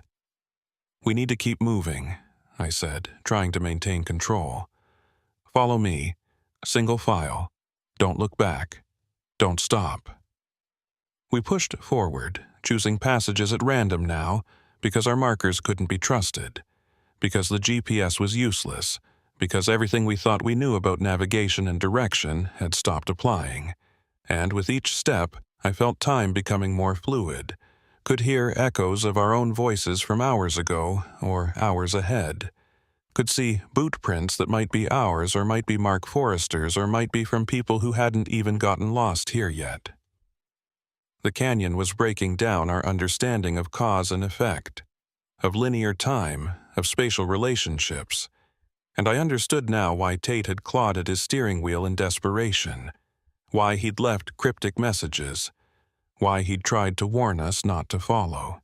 Because once you entered these passages, once you got deep enough that the normal rules stopped applying, there was no straightforward way back. The canyon had taken you, and all you could do was wander and leave markers, and hope that eventually you'd stumble onto the way out before you died of thirst or exhaustion or simple despair. But then, just when I thought we were truly lost, we turned a corner and saw it, the narrow passage that led back to the open canyon, the way out. It looked wrong.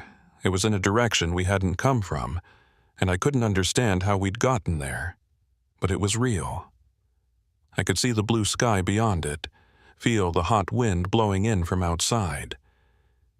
We stumbled out into the open air, gasping, disoriented, checked our watches. We'd been inside for 8 hours. 8 hours that had felt like days or weeks or minutes depending on which moment you tried to remember. The other rangers were at our vehicles, frantic.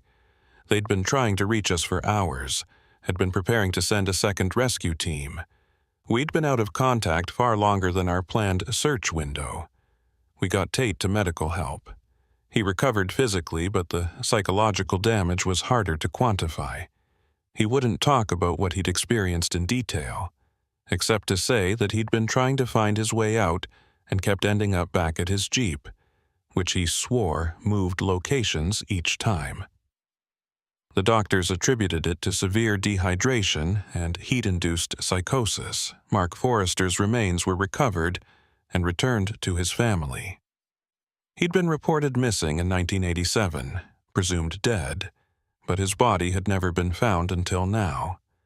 The circle of gloves was documented but not removed.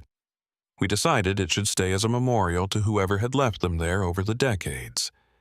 And that section of the park was permanently closed, not just restricted, sealed off.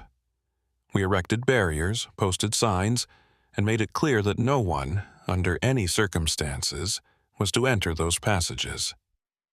I filed my report, but I left out certain details. The way time seemed to slip. The way we'd seen our own markers in places we hadn't been yet. The way our gloves had appeared in that circle even though we never took them off. Some things don't fit into official reports. Some things sound too much like madness or delusion. But I know what I experienced.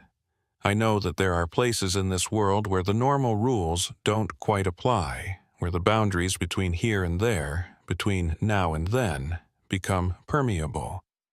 And I know that the restricted zones in Canyonlands are closed for reasons that go beyond simple remoteness or rescue difficulty. Some places want to keep you, and once they have you in their grip, finding your way back becomes less about navigation and more about sheer luck or grace, or whatever force governs the spaces between reality and confusion. Tate Winslow never came back to Utah. Last I heard, he'd moved to the coast, somewhere flat and open where you can see for miles and there's no chance of getting turned around. I don't blame him. I still work here, still patrol the canyons, still respond to emergencies. But I stay out of the restricted zones now. And when tourists ask me why certain areas are closed, I give them the official answer about terrain difficulty and rescue accessibility. I don't tell them about the passages that change, about the gloves arranged in circles, about the way time can slip when you're deep enough in the canyon that the rock itself seems to be breathing, shifting, rearranging itself around you. Some things are better left as warnings written in dust, turned around. Don't follow. Some things are better learned through absence and closure signs than through experience. Because once you've been inside, once you've felt that disorientation, once you've seen your own future footprints mixed with your past ones, you never quite trust solid ground again. You never quite believe that the way forward is actually forward, or that the way back will take you where you left. The canyon remembers everyone who gets lost in it, remembers them in circles of gloves and scratched steering wheels and notes left for people who might never find them. And it waits, patient and timeless, for the next person who ignores the signs and ventures into passages that should remain unexplored. I think about that sometimes late at night, about how many other people might have gotten turned around in those passages over the centuries, about how many more might make that mistake in the future, despite our best efforts to prevent it. And I wonder if somewhere in those shifting passages there's still a version of us wandering, looking for the way out, leaving markers that lead nowhere, becoming just another layer in the palimpsest of lost travelers who thought they could navigate what cannot be navigated. The canyon doesn't care about our maps or our GPS or our confidence. It just waits, and when you're deep enough, lost enough, turned around enough, it shows you that all paths are circular, All markers are temporary, and the only way out is the way you'll never find until it decides to let you go. If it decides to let you go at all.